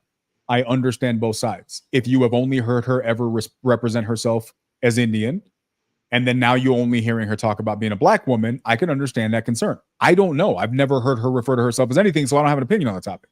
But I don't think it's racist to refer to one half of your ethnicity, because it's weird to constantly explain to people your entire genealogy, right? I call myself Puerto Rican. My mom's got blonde hair. My mom's white, right? I don't say it because it's like I don't explain both sides, because it's not necessarily for human dialogue. I talked at the beginning of the thing. People have made fun of her because she switches up her accent. I mean, again, there's a gray area. I don't think that that's that black and white. I don't think that she should necessarily be mocked for that. If she's pandering, okay, cool. Call her out for pandering. But maybe she's just trying to fit in. Maybe she's doing both. I genuinely don't know. I haven't watched the videos enough to extract my own opinion. So I'm not going to just blindly attack Kamala Harris because it's popular or because everybody's using these talking points. I clown Democrats for doing that about Trump. I'm not about to do the same thing for Biden or for Harris. I think it's equally as naive. However, that was the news that mentioned that. Yeah, a lot of people. Trump did a whole interview on that panel where he was told he was going to be debating Kamala Harris, and then she wasn't there. And then they kind of came at him with some heavy hitting questions, and he said that there, and they tried to mock him for that. I'm like, what are you mocking him for? He made valid points, but they were trying to twist his words and say that. And it's just like the whole black jobs thing. People like to take these hot takes and make them things that they're not. It's just irresponsible. It's immature. I don't get the point in that. It's old now. Like it used to work. It doesn't work anymore. As an editor, the thing is, it works. It works. Just it doesn't work like it used to, but it still works because some people need it to work. Here's the reality. Here's what I believe. Because here's what I do. I have experienced enough of. I don't think Kamala Harris has demonstrated the highest level of intelligence, in my opinion. I can't speak on her race because I don't know that. I don't know how she's presented that. I can't speak on the way her accent changes in certain environments because I don't know her motives behind that. So I'm not going to. But I have heard her communicate enough where I have a very serious concern for her intellectual capacity to run anything, especially a nation. Now, maybe I've seen limited interviews, but the way she attempts to formulate sentences is scary at best. So when you ask, how would she have a dialogue with Elon Musk for an hour? I wonder if she could hold a conversation for an hour. I don't know if she could have a conversation for that long because I've never seen her do that. Well, Elon invited her, so I hope she goes so we can see. Yeah, there's clear evidence of her using AI to pretend that her rallies are full. That's obvious. You got people's hands and thumbs all mixed up. You got phones showing stuff that's not even real. So from what it looks like, it seems like she's pretending or faking her crowd attendance. So she's already lying to make things look a specific way. Nobody's talking about that. Well, you think she's lying, or you think that $50 million that she raised is actually going somewhere? Here's the thing: she never claimed to make $50 million, to raise $50 million. $50 million was already in existence for the Biden campaign. She just inherited that. So you think those $50 million are worth something? Because if these things keep happening, is it her? You think she's making these decisions to AI her arrival by airplane? I don't know. Probably not. There's probably a whole team behind that. Does she have authority to veto certain things? I don't know. Right? I've never run a political campaign. You know, I would be smart enough to put the reflection of the people on the airplane. Like, if you're gonna pay a high ticket for that, just call me. I'll do it. I'm pretty good at doing it. You know. Yeah. You know, what would you charge if the Democratic? Fun fact: I don't know if you know this. I think I just heard this today. The Democratic Party is actually hiring people to do videos as spokespeople for the party. Be careful, they're coming for you. I don't know. I heard about it too. There's no tangible proof. Right. Like if the Kamala Harris campaign reached out to you and said, Gianmarco, how you say pepperoni pizza in Italian? Salamino piccante. Salamino piccante. They offer you 2 salamino piccante for I would always signing your campaign. What would you do it? Tell the truth, like honest opinion. If they hired you to do some media for their campaign, you're a media guy, you do this, would you do it? And then if so, what would be your price? Would it be 2 salamino picante? Okay, no, because I don't involve myself with politics at this stage. Well, I maybe do it in the future. That's different. But right now at this stage, I wouldn't involve myself with politics in any side. So Trump, Harris, no campaign. If they're like, Gianmarco, we're gonna give you a contract. Well, Trump doesn't need he doesn't need help, but just hypothetically, $500,000. You're not doing it. On the Kamala side, I actually think they do need help. There's some things they're doing is right, like the interview with when Obama calls her to say, I endorse you. That was cute. You know, that works, right? But then if you're gonna use AI, make sure we don't catch you. Because we're using AI every day, especially the filmmakers. We're using AI every day. Let's make sure that we don't catch it. The Trump side, he has very strong trolls, and he's a troll himself. It doesn't need help. I wouldn't, even if they would ask me, which I would probably refuse. There is nothing I can bring to the table that it's smarter than what they're doing. Like, actually, I think they're doing the best they can do in the position they are in. The marketing is on a campaign level, the marketing is impeccable, I think. Now, there's room for improvement, right? But the marketing is really good. Like, I watched the videos on both sides of the campaign, the Biden campaign and the Kamala and the Harris campaign. Yeah, there is room for improvement on the Trump side. For the persona he is and what he stands for, I don't know what else you can do. I wouldn't be able at this stage. I'm putting one final poll out here, guys, on the YouTube, and I want your guys' opinions on this. Political party lie to us. Now, is Kamala Harris really hiring people? A lot of people say she is, but do we have the proof? I mean, those $50 million are going somewhere. I just don't know where.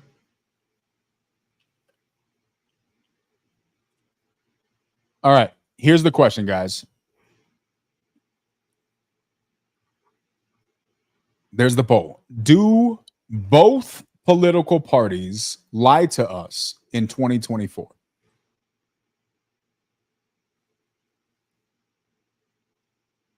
Interesting. We have some people saying no. Oh, wait.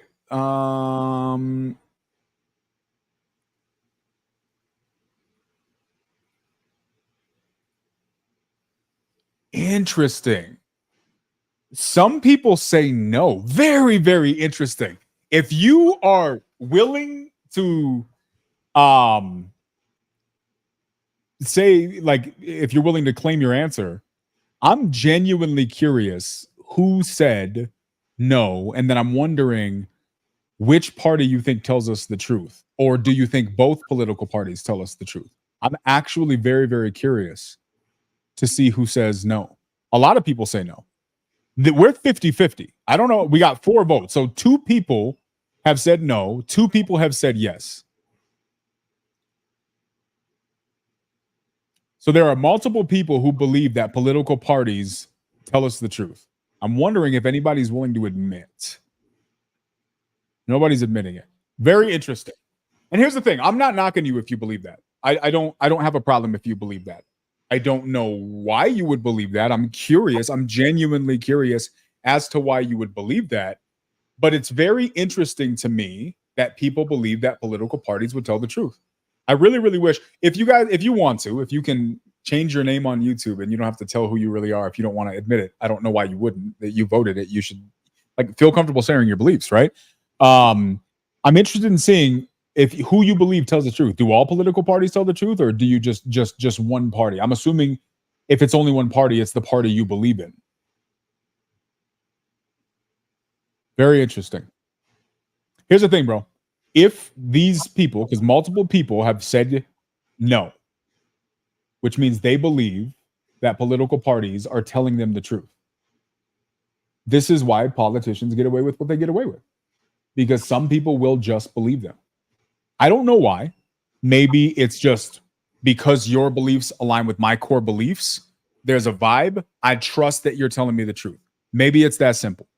Maybe it's they just were raised in a fashion that they believe that this republic is a beautiful republic. And even though there are bad people in the world, there are still people in power who want our best at heart. And the people who make it to the highest make it because their intentions are the best. And as a result, because they made it that far, they wouldn't put their integrity in jeopardy to lie to the people.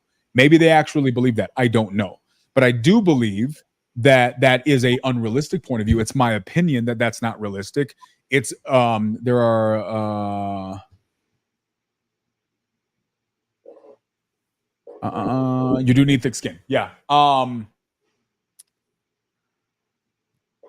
don't believe that to be true. I don't think it's realistic that politicians don't lie to us. I think it's obvious politicians lie to us. I think both sides lie to us. I'm sorry. I don't care how much you love Trump. Trump has told fibs. Okay, guys, it's true. I don't care how much you love Harris. She's lied too. And so is Biden. And so is Obama. All of those people have lied to us. And a lot of them with the full intent of lying to us for whatever reason. Maybe they legally have to lie to us because they're not allowed to share certain things because it's top secret. Maybe they're lying to us because it's for personal gain and manipulation. I don't know. But I think that they all lie to us. But this poll proves that some people don't. And I believe that there are some people who believe that the government has our best interests at heart. And this is why we're able to get away with as much stuff, which for me means that it's that much more important for us to question things, because there's some people who won't. And it's funny because if it's true that the people who voted in this poll, that they believe the government's telling us the truth, that the political parties tell us the truth, they probably think I'm crazy for questioning everything. Why would you question everything? If I believe that the government's telling us the truth, there's no reason for me to question very much. Why would I? They're telling me the truth. Right? So they probably think this whole conversation is a little bit crazy. Very, very interesting. Human psychology is always at the foundation of all this stuff, isn't it, bro? Always human psychology. It is. Well, how people think, how we process information, how we process decisions. It's very, very interesting. And I don't think that the powers that be just manipulate the money. I think that's a part of it. But I think what they've gotten really good at is manipulating human psychology. That's such a, that for now remains a theory. Unfortunately. We shall see. Unfortunately, one day, all of the truth will come out and we'll know what's been really happening behind the curtain. Until then, we got two options. Believe what you're told and hope for the best, or question everything and stand up for yourself. There's the third one. The third one is question some things. Or question some things and then don't question other things, but we're not really sure how we determine what you do or don't question, because make sure you create a good metric to question some things. We need to create a metric. Maybe we do a podcast. If you guys are really good, if you've got any integrators in here who are really good at analyzing spreadsheets, help me create a metric of what is and is not worth questioning. I don't think that would never happen, unfortunately. Did you know that income tax is actually not legal? and I probably said there may be a tax accountant that's out there. I mean, we have to pay it, right? Because nobody wants to go to jail. But there's been a lot of documentaries and evidence and proof and court cases that have come out. And if you look at the tax record, I believe I'll have to do research. I'm not familiar with it, but apparently there was like a guy who went and he said, show me the tax law. There's nothing here that says that income tax should be a thing ever, anywhere. Yeah, there's a lot of rumors about that. But again, I don't think it will ever happen that we all, like Venezuela, right? I don't think that there's going to be a Venezuela moment where the whole country turns against Maduro, almost the whole country. So I think that it's impossible that everybody will stop paying taxes. You're going to have that scared person that will say, no, I'll pay it. You guys do whatever you want to do. I mean, I think all of us do. All of us do because we have to, because we don't want the fear of reprisal. But if it is in the Constitution that we shouldn't, and we're being forced to do it anyways, that creates a different issue, right? I don't know. Different conversation for a different podcast. That being said, guys, I appreciate you hanging out with us today. We made it through, bro. I wasn't sure I was going to make it through this thing, but I feel like we did okay. What do you think? Yeah, it's pretty nice. Pretty nice. I'm glad we explained to everybody that pizza salamino picante is a real thing. Salamino picante. Pepperoni pizza is actually called salamino picante, and pepperonis are actually bell peppers. Get your life together, guys. Perfect. That being said, guys, appreciate you coming and hanging out. Next week, Jonah should be back from the west, finally, the far west of Iceland. And I believe, unless he wants to do a different podcast, we're within a couple of weeks, maybe even next week, of doing the God versus Science podcast. It'll be coming up soon. I appreciate you guys bearing with us today. Sorry if I was a little out of it. Maybe this is just how I always sound, and I sounded normal, which means I always sound like crap, which is fine too. But I appreciate you guys coming and hanging out with us. I appreciate you guys chatting with us. We're going to continue the interesting conversations and challenging cool things. Do the things. Can you guys do me a favor? Can you guys share this link? Can you like the button on whatever platform you're watching? Subscribe, turn on the notifications, tell your aunties and your uncles and your friends and family about it. And then, the proof that Trump is a dictator. Richard, that one's definitely coming to. He is mad that I'm the one, to be clear, for the record, I am the reason that podcast has not happened yet. Not Jonah. It is my fault. Jonah is not ducking it. I have just postponed it because other things have popped up that I felt were a little bit more important. And I feel like we got a lot of time to have that conversation. And to refute the particular topics that he's specifically pointing at, it is very difficult to find information. There is a scarily small amount of information that's out there about this topic. You Google 9/11, pages of examples come up. You Google this topic, it's impossible to find anything. It took him 4 hours to find a couple of the references that he found. So he admits it too, which is also very strange. But we will be having that podcast. There's a lot of really, really cool topics. Guys, also, if you guys have topics you want us to talk about, nothing's really off the table. So bring it up, put it in the comments. We'll talk about some crazy stuff. We'll do some research on some things. We'll really get into it. Is evolution real? God versus science thing? That's probably going to be a toe-to-toe topic. We're probably going to be pulling out the boxing gloves. There may be a toe-to-toe boxing glove things about whether or not Trump is a dictator. So we're going to have some pretty controversial ones coming. Climate change is going to be good. Maybe gun control. Jeremy Davis talked about gun control last week feverishly because he is very versed on this topic. He has been in 2 mass shootings and still has some very strong opinions on this topic. Very pro as a plot twist. So that's another one that we could really get into. So if you guys got more debates, we're happy to get into those things, more topics, more fun ones, crazy histories that we're going to get into down the line. It's going to be really fun. That being said, I really appreciate you guys hanging out. Hope to see you guys next time. Keep your eyes on the social media for the updates. Shoot me a message if you got any questions. Tell everybody else to come. Have a great week. We'll see you guys next time.